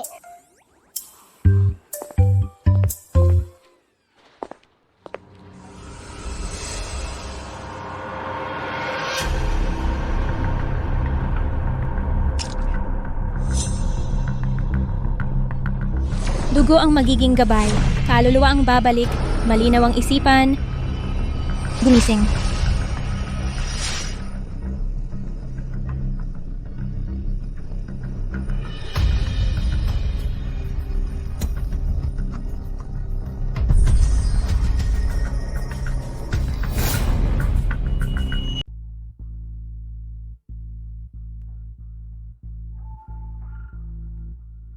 Tapos na ang 3 araw. Ano na ang nalaman mo? Sa una, may mga nakita akong palatandaan at nakahanap ako ng isang saksi. Pero yung tao, bigla na lang nagkaroon ng Alzheimer's. Kung wala nang ibang ebidensya, edi sundin na lang natin yung unang plano. Sinabi ko na sa'yo noon pa, kahit anong imbestiga mo, yung mga lumang ebidensya lang din ang lalabas. Pinilit mo pang mag-aksaya ng oras. Ngayon, alam na ng buong lungsod na sinaktan ni Gian ang lola niya. Tingnan mo ang gulo ng nangyari. O sige, ganito na lang. Ngayong gabi, dalhin niyo na si Gian pabalik sa bayan sa dagat. Sa mga susunod na araw, huwag muna niyo siyang dalhin dito sa kabisera. Oo nga. Pagkatagal-tagal, makakalimutan na ng mga tao. Tapos na ang usapan. Pagkatapos, pwede nyo na uli dalhin dito si Gian para maglibang. Kahit gaano katagal, okay lang. Huwag kang magpanggap dyan. Ang anak ko hindi kailanman mananakit sa sarili niyang lola. Hanggang sa dulo, hahanapin ko ang katotohanan. Hanggang sa mahuli kayo sa akto. Hoy, ano ibig mong sabihin? Alam niyo kung ano ibig kong sabihin. Si siya yun lang ba ang nanakit? Alam niyo sa sarili niyo ang sagot. Ayaw ko ng kahit piso mula sa pamilya niyo. Pero walang sino man ang pwedeng magpasa ng kasalanan sa anak ko. Huwag kang mag-alala, mahal. Lilinawin ko ito. Siya, Jin. Gusto kong makipaghiwalay sa'yo.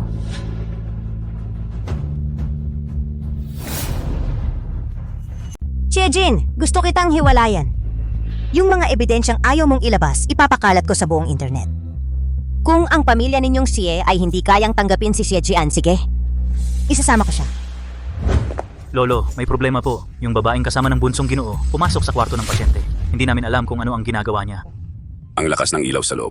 Hinaharang po siya ng bunsong Ginoo, hindi kami makapasok. Ano? Mga tanong yun lang gagawin natin. Huwag kang mag-alala. Papuntahin ko agad ang tatay mo. Yung batang yon hindi naman makakagawa ng malaking gulo. Tara na. Gian, ano bang ginagawa mo? Ano ba ang oras ngayon? Makinig ka, umalis ka dyan. Gian, alam mo ba kung anong ginagawa mo? Umalis ka dyan. Umalis ka dyan! Hindi. Sandali lang. Maghintay lang kayo ng konti. Magigising na si Lola. Napakasutil mo talaga ni hindi mo alam ang tama sa mali. Yung batang babae na iyon, papatayin niya ang lola mo. Tatay, paano mo nasabi iyon? Naniniwala kaming lahat kay Wanwan. O tatay, naniniwala kaming lahat kay Wanwan. Mahal, huwag mong sisihin si tatay. Nag-aalala lang siya. Gian, hindi namin guguluhin si Wanwan. Patingin muna kami sa loob. Pwede ba? Hindi pwede. Gising na si Lola. Pumasok na kayo.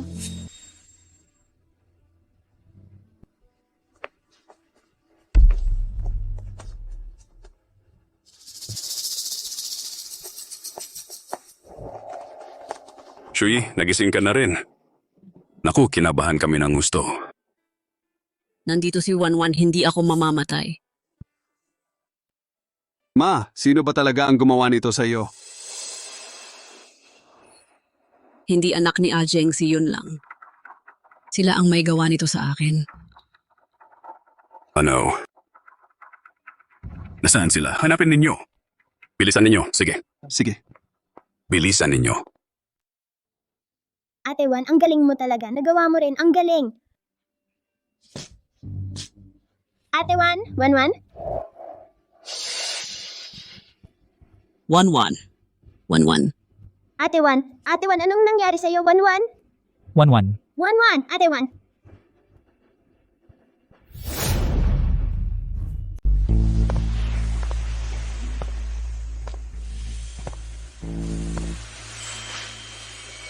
Ate Wan, gising ka na pala. Nabaliw ako sa pag-aalala sa'yo.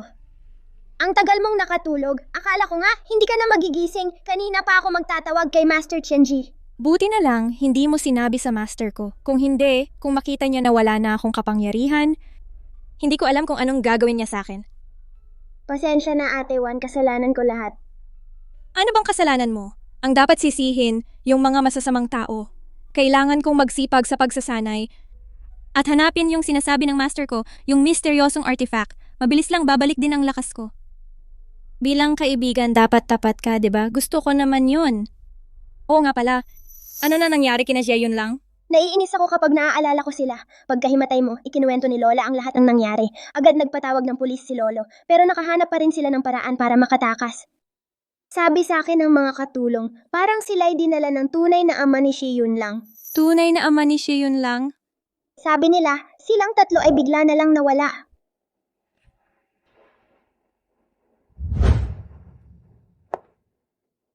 Ang galing mo talaga, Papa. Buti na lang dumating ka agad. Ito ang anak na pinalaki mo. Ni hindi kayang talunin ang isang walang kwenta, ako pa ang mag-aayos ng kalat. Sa mahabang panahon, mag-isa kong pinaghirapan na palakihin ang anak mo. Ngayon, ako pa ang sinisisi mo.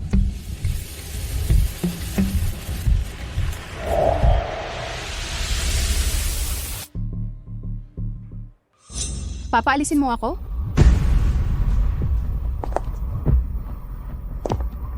Dalawa ang pagpipilian mo. Una, kunin mo ang tiket at pumunta sa ibang bansa. Pangalawa, mawala ka sa harap ko.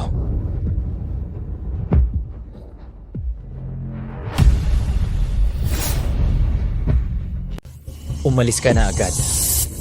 Alis na ako.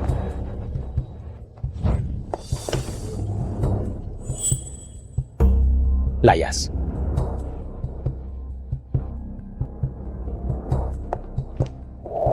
Mag-empake ka at sumama ka sa akin sa bayan sa dagat. Tatay, bakit tayo pupunta sa bayan sa dagat? Huwag kang magtanong ng hindi mo dapat itanong.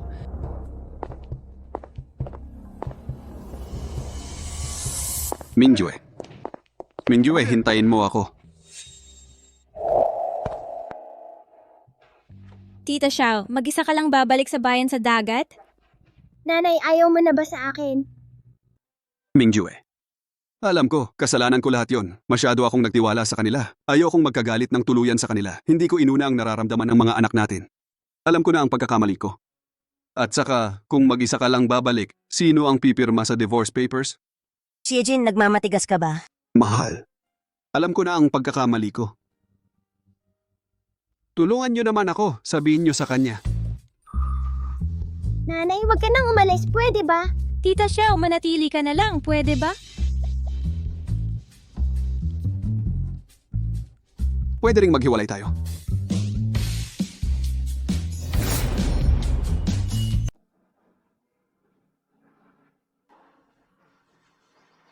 Pwede ring maghiwalay.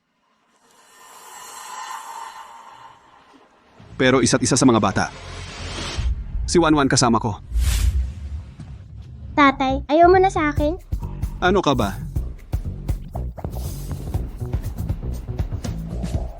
Ayaw kong maghiwalay kay Auntie Xiao. Ayaw kong maghiwalay kay Xiejian. Nanay, ayaw mo rin namang umalis si Ate Wanwan, di ba? Wag na tayong maghiwalay, okay lang?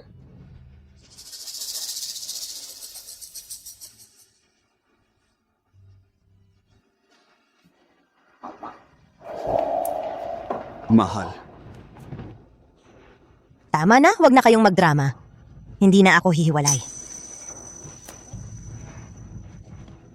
Mahal. Ayun, tama. Mas maganda na buo tayong pamilya. Ang ganda, di ba? Pero kung susunod na galitin mo ako, tingnan mo lang. Sinisiguro ko, hindi na mauulit ang ganitong pagkakamali. Titiyakin kong ang nararamdaman ng bawat isa sa pamilya natin ang uunahin ko. Kayong dalawa, huwag ngang ngumiti. Bukas, uuwi si Lola para magpahinga. Sa susunod na araw, babalik tayo sa bayan sa dagat. Mag-isip-isip pa kayo. Tumayo dyan. Makakauwi na rin tayo.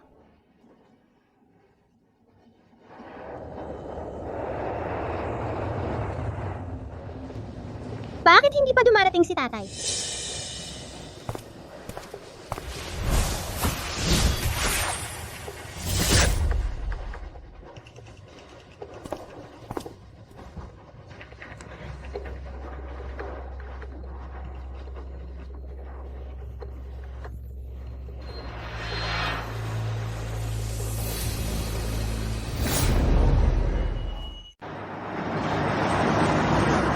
Nasaan ang anak mo?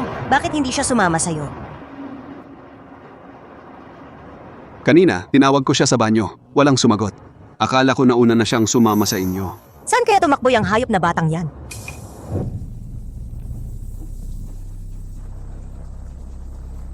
Hello? Ang tinatawagan ninyo ay naka-power off, sorry. Anong nangyari? Naka-off ang telepono. Baka naman nadukot ng mga kidnapper? Tita Xiao, Tito Xie, maghiwa-hiwalay tayo sa paghahanap. Sige. Tara.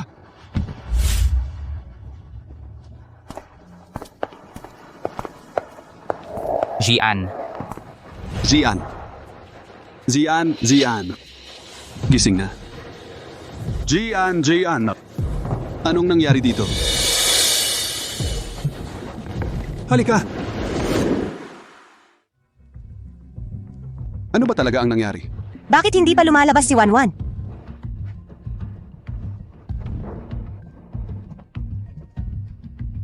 Wanwan, ano ba talaga ang problema ni Jian? Katulad ng nakita ng doktor, ganun din ang nakita ko. Tinatawag siya, pero hindi siya sumasagot. Baka dahil sobrang antok lang si Jian. Hayaan na nating matulog. Siguro nahirapan lang siya ngayong nakabalik na sa pamilyar na lugar. Gusto lang niyang mahimbing na matulog. Pagod na rin si Wanwan sa maghapon. Tara, kain tayo.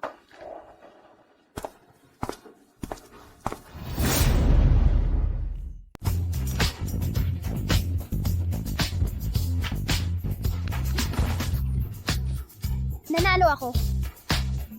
Si Jian. Pahiram naman nito.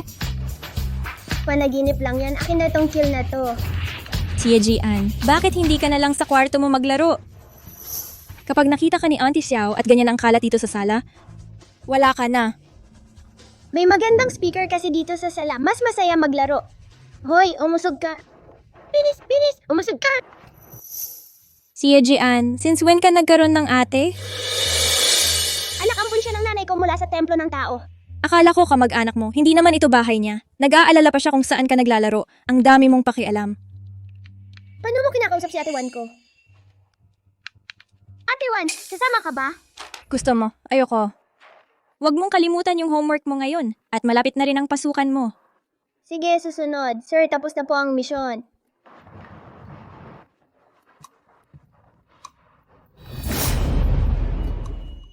Si Jian, parang sugat na nakalimot sa kirot. Ang aso hindi tumitigil sa pagdumi.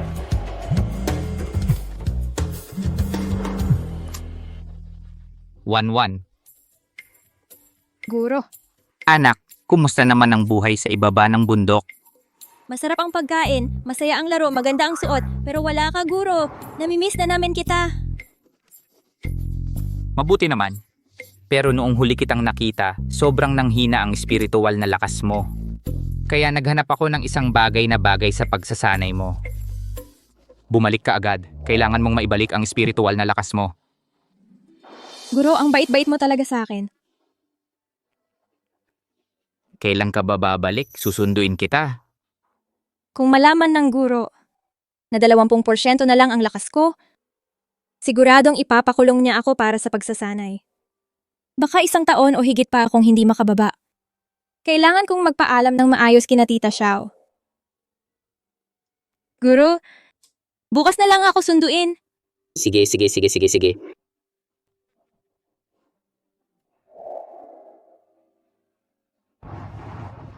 Ang tagal-tagal ko na rin dito sa bahay na ito. Si Tita Xiao at Tito Xie, ang dami na nilang regalo sa akin. Bago ako umalis, bibigyan ko rin sila ng regalo. Ano kaya ang ibibigay ko? Alam ko na.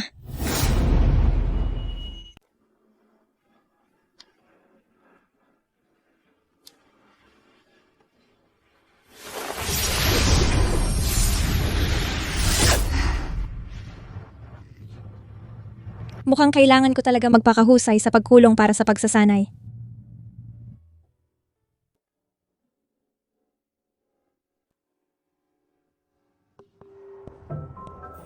Anim na 3. Tingnan mo si Jian ngayon. Napakabait na. Sumusunod ng sumusunod. Tama ba ang pagkakasulat ko? Tama ang pagkakalkula. Napakatalino.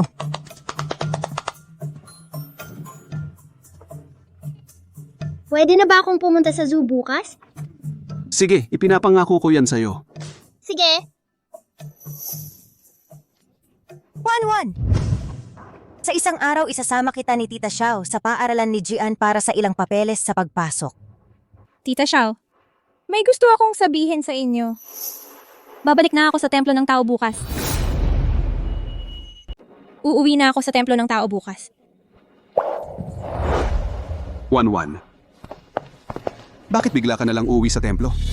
Pinagtripan ka ba ni Jian? Sabihin mo sa tito. Tutulungan kitang pagbantaan siya. Tama, matagal ka nang itinuring ni tita na parang tunay na anak. Huwag mo kaming iwan dahil lang sa batang yun at umuwi sa templo. Nay, paano ko naman kayang pagtripan si Ate Wan? Ate Wan, huwag kang umalis. Hindi na kita pababayaan sa susunod. Tito C. Tita Xiao. Hindi ako pinagtripan ni Jian dahil ito sa kondisyon ng katawan ko. Kailangan kong bumalik sa templo para magsanay ng ilang panahon. Kondisyon ng katawan? Ito ba yung nung pumunta tayo sa lumang bahay nang tulungan mo si Lola na gumaling, nasugatan ka?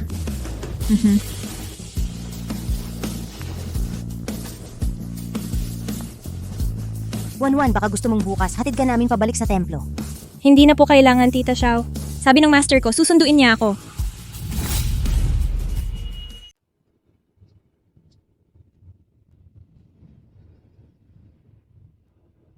Gusto ko ring personal na ibigay kay Tita Xiao at sa kanila. Wanwan!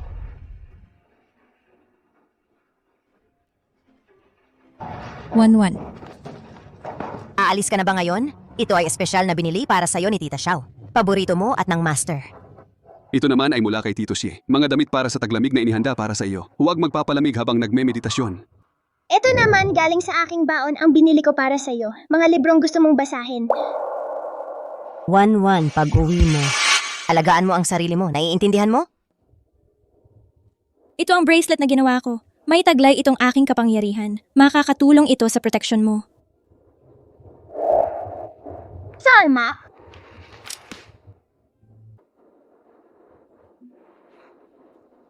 Tia Jian. Tita Xiao. Tito C. Malapit na sigurong dumating ang master ko. Mauna na ako.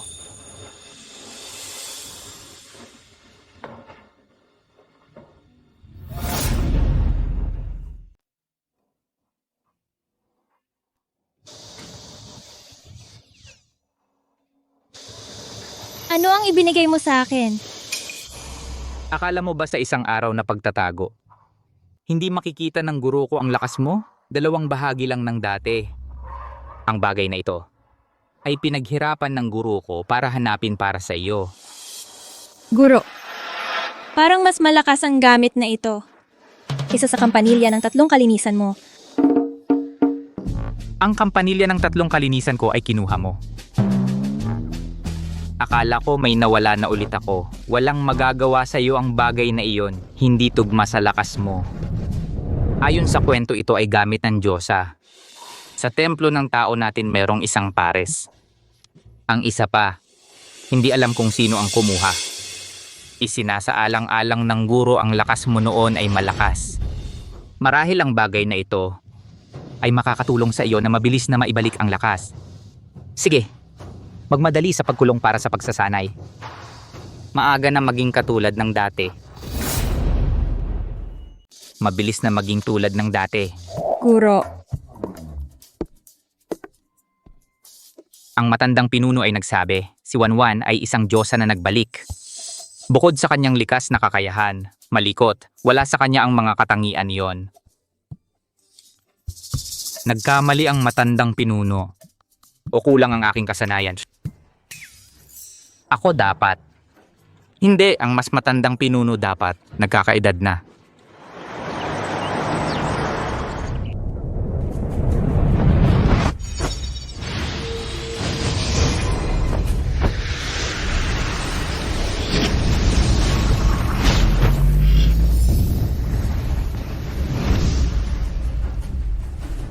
Ang Diyosa ay umaalis na.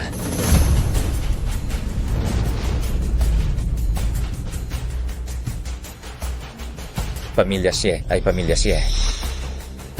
Ang utang ninyo sa aming pamilya Xu. Kukunin ko talaga.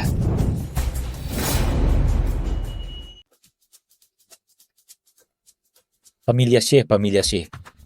Dahil lang sa naging bayani ng Diyosa ang ninuno ninyo at iniligtas ang kanyang buhay. Kaya, sa bawat pag-ikot ng kanyang buhay, siya ang magliligtas sa inyo sa mga panganib. Hanggang sa ang swerte ninyo ay lumakas ng husto, pati ang mga kalaban ninyo ay nagbibigay daan sa inyo. Bakit kaya?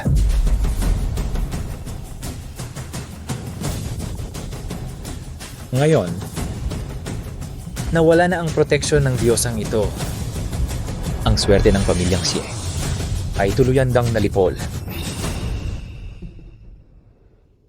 Pinaghirapan kong pagyamanin ang aking kapangyarihan sa mga nakaraang buhay para lang sa araw na ito. Ang inyong pamilyang Xie, ang utang ninyo sa aming pamilyang Shu, sa araw na ito dapat kong bawiin.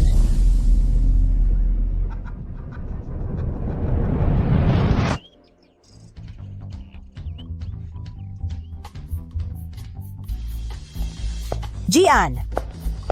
Jian? Xie Jian! Xie Jian! Ha? Wala si Wanwan. Nagsisimula ka na namang magloko, ano? Kain ka na.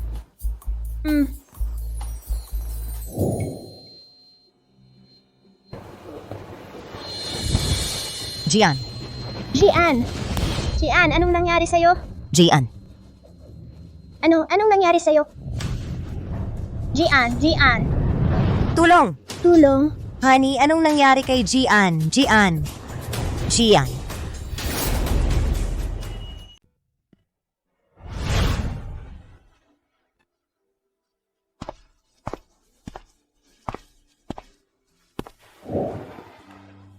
Mahal.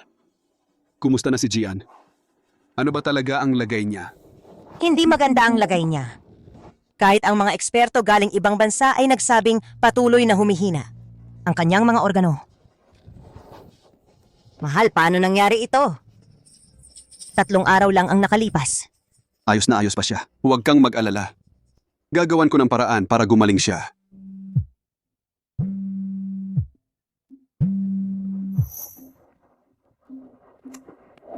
Hello, ano yon? Boske? Yung customer noong nakaraang araw. Na nagreklamo tungkol sa bagong AI product natin dahil sa paglabag sa privacy. Kakalabas lang ng livestream para akusahan tayo at nagbanta ng pagpapakamatay. Ano? Bumaha na ang kanyang mga pahayag sa mga social media platform. Maraming marketing accounts ang nagtulungan para batikusin ang ating brand. Sumabog na ang trending topics. Ang opinyon ng publiko ay puro boycott laban sa ating brand. Bumagsak ang stock price. Ipatawag ang ibang executives para sa meeting. Pupunta na ako sa opisina. Mahal. Huwag kang mag-alala. Maraming nangungunang medical team sa mundo. Kung hindi ito epektibo, humanap tayo ng iba. May paraan dyan. May emergency sa kumpanya. Pupunta muna ako doon. Magpahinga ka muna.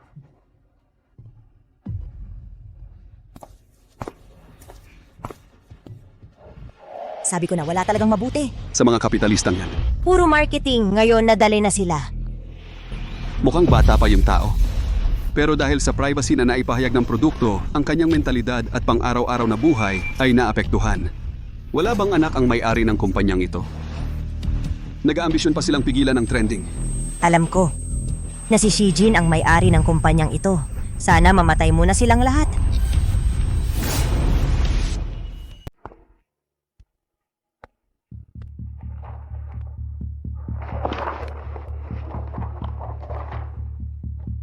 Diyos ko. Ano ba talaga ang gusto mong gawin? Bakit hindi ako lang ang target? Bakit hindi ako lang ang target? Si Miss Chow ay nagkaroon lang ng matinding stress. Pero sa CT scan ng utak niya, nakita namin ang isang tumor. Talamak na pagpalya ng puso. Maghanda agad para sa CPR. Jian.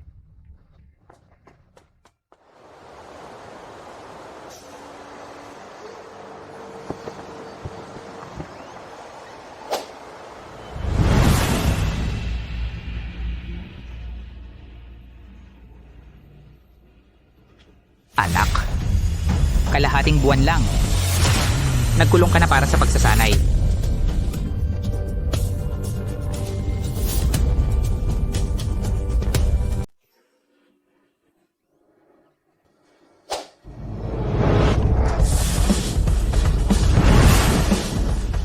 Anak, kalahating buwan lang. Nagawa mo na ang pagkulong para sa pagsasanay. Guro, pakiramdam ko lubusan akong nakabawi. At kahit napakiramdam mas mahusay pa kaysa bago bumaba. Ang problema lang ay ang buhok ko. Hindi ko rin alam kung bakit. Noong isang araw, habang nagpapalakas ako, bigla itong naging puti. Walang problema.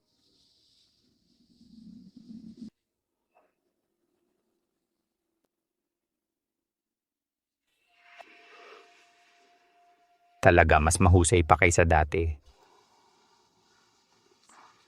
Ang problema lang ay ang buhok mo. Walang problema.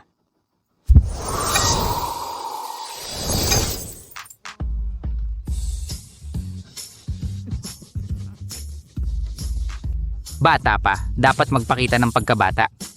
Kung hindi sasabihin ng iba, cosplay ng masyadong maaga, hindi maganda yan, makakaapekto sa pag-aaral. Mukhang hindi nagsinungaling ang matandang master. Ang bilis ng pagbawi ng batang babae.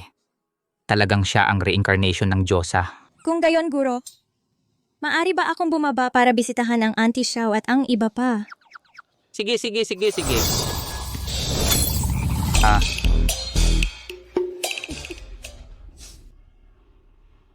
Talagang ang babae pag lumaki hindi na mapipigil. Hayaan na, dahil siya ang reincarnation ng Diyosa. At sino pa ang makakapigil sa kanya? Magandang anak, bumaba ka na. Maramdaman ang mga bagay sa mundo, iba't ibang bagay. Ang tindahan ng fried chicken. Bigyan mo ako ng 2 order ng fried chicken, Maraming tomato sauce. May mga bagong produkto kamakailan. Sige, okay.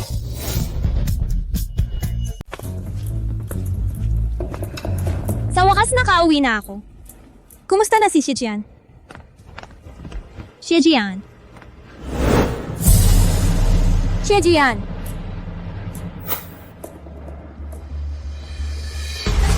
Paano nangyari ito?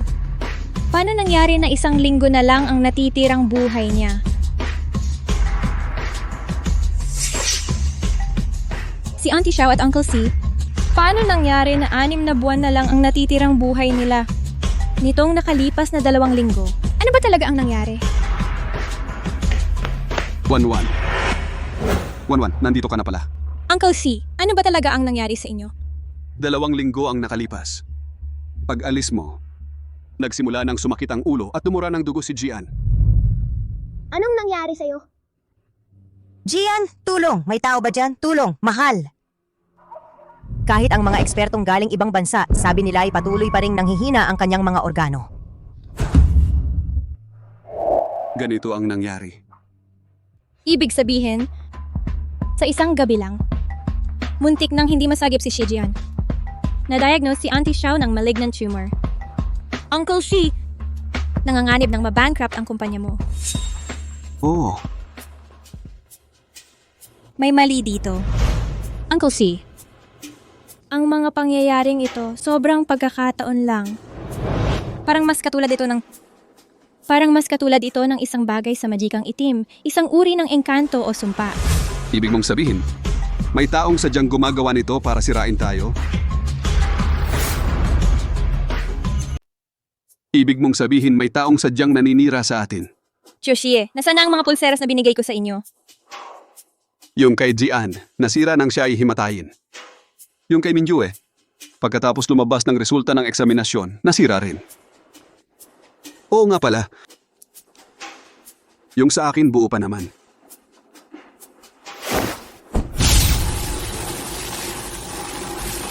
Talagang may problema. Ang masamang espiritu sa loob ng pulsera ay malapit nang mabuo ang pagkalason. Tioshi, ako na ang magsiyasat. 1-1.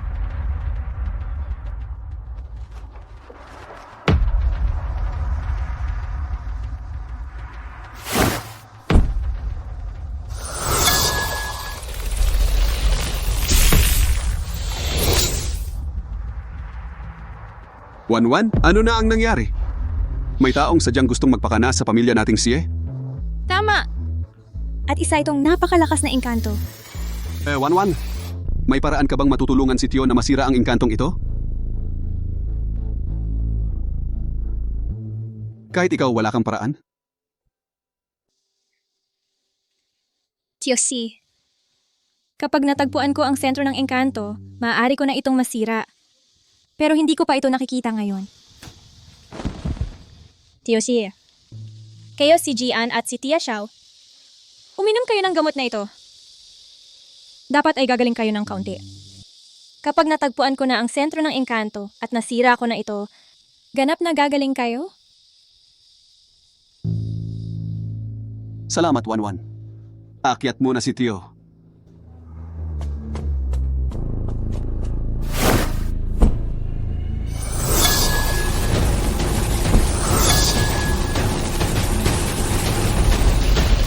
Hala!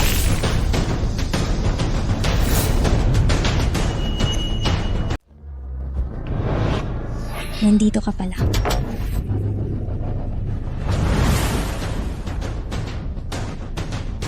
Maliit na Diyosa, bakit ka pa bumalik? Kung sumunod ka sa akin, pabubuhayin pa rin kita ng maayos. Baliw ka talaga. Tigilan mo na yan. Ayaw mo ng masarap, masakit pala ang gusto mo. Kaya pala ang susi ng array, nasa loob pala nitong huling. Song Wanwan, ang huling ginto at jade na ito, magkapares ng nasa kamay mo. Kung sisirain mo ito, ang lakas ng Blood Evil Array ay babalik sa'yo ng buo. Pinapayuhan kita, huwag mo nang ipagpilitan ang mga Xie na ito para makipaglaban ng husto sa akin. Imposible.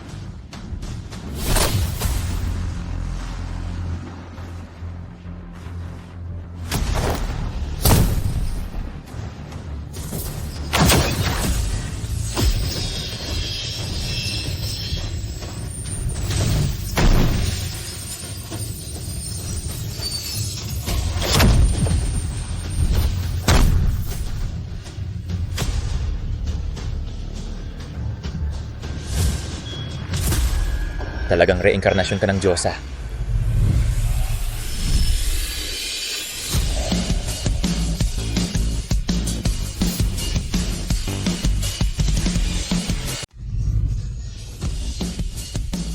Talagang reinkarnasyon ng Diyosa.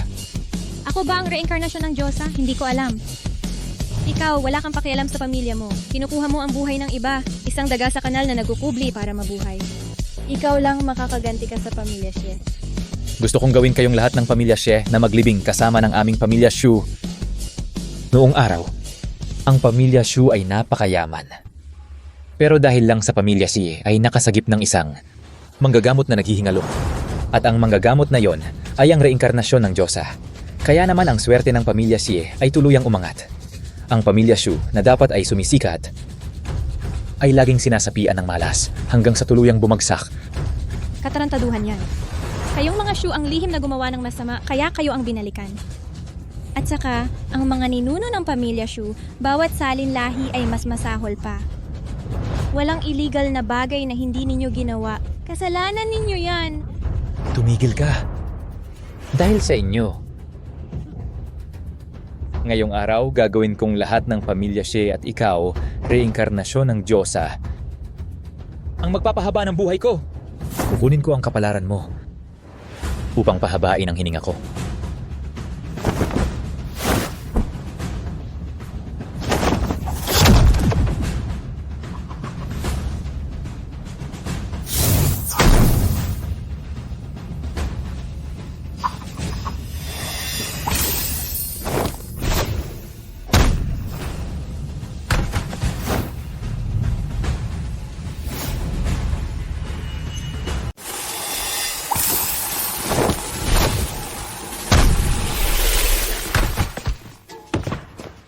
Xie Jian, bakit mo ako tinanggihan sa pagsalag sa akin? Ate, Hindi na kita pahirapan pa. Mabuti. Tamang-tama ang pagdating ninyo. Sabay-sabay ko kayong wawakasan. Mamatay ka.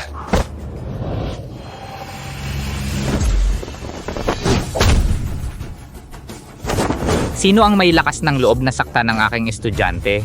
Guro, Punyamang mangkukulam. Naghahanap ka ng away.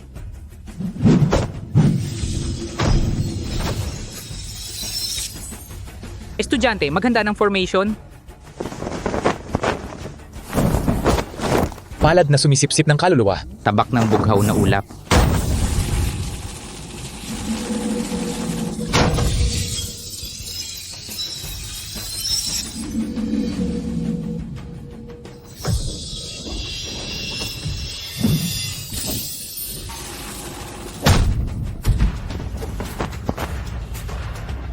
Hindi. Posi. Bleh.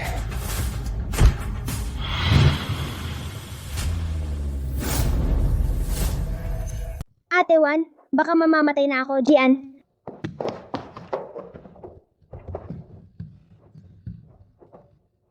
Baka mamamatay na ako Mula ngayon, si Ate Juan. na ang magiging tunay ninyong anak. Alagaan ninyo si Ate Juan, huwag kayong malungkot. Huwag mong sabihin yan. Wanwan. May paraan ka, sigurado ako. Iligtas mo si Gian. Iligtas mo ang anak ko. Siya Gian, hindi kita pababayaan na mamatay. Sabi ng master ko, napakalakas ko na ngayon. Wala nang makakapinsala sa akin. Talagang ililigtas kita. Anak. Paraan ng pag-aangkin ng katawan.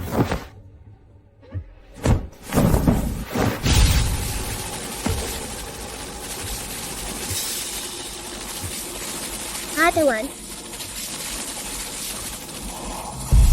Gian. siya Gian.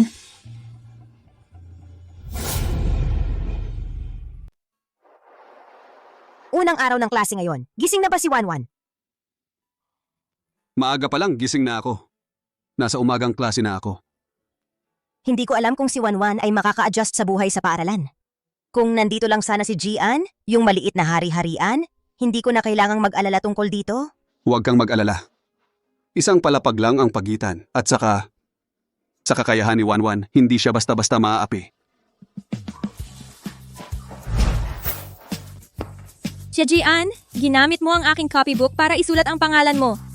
Bagong salta ka lang. Wala ka namang takdang aralin. Ano ba ang problema kung hihiramin ko? Hindi, ikaw ang tamad magsulat. Hoy, huwag mong babalatin. Sasabihin ko sa'yo, nag-apprentice na ako kay Kumaring Chicken Leg, ang tauhe. Kung babalatin mo pa ako, gagantihan din kita. Hindi mo magagawa. Aray. Sana, magpatuloy silang ganito at lumaki ng masaya. Mangyayari iyan. Oo nga pala, kailan siya nag-apprentice?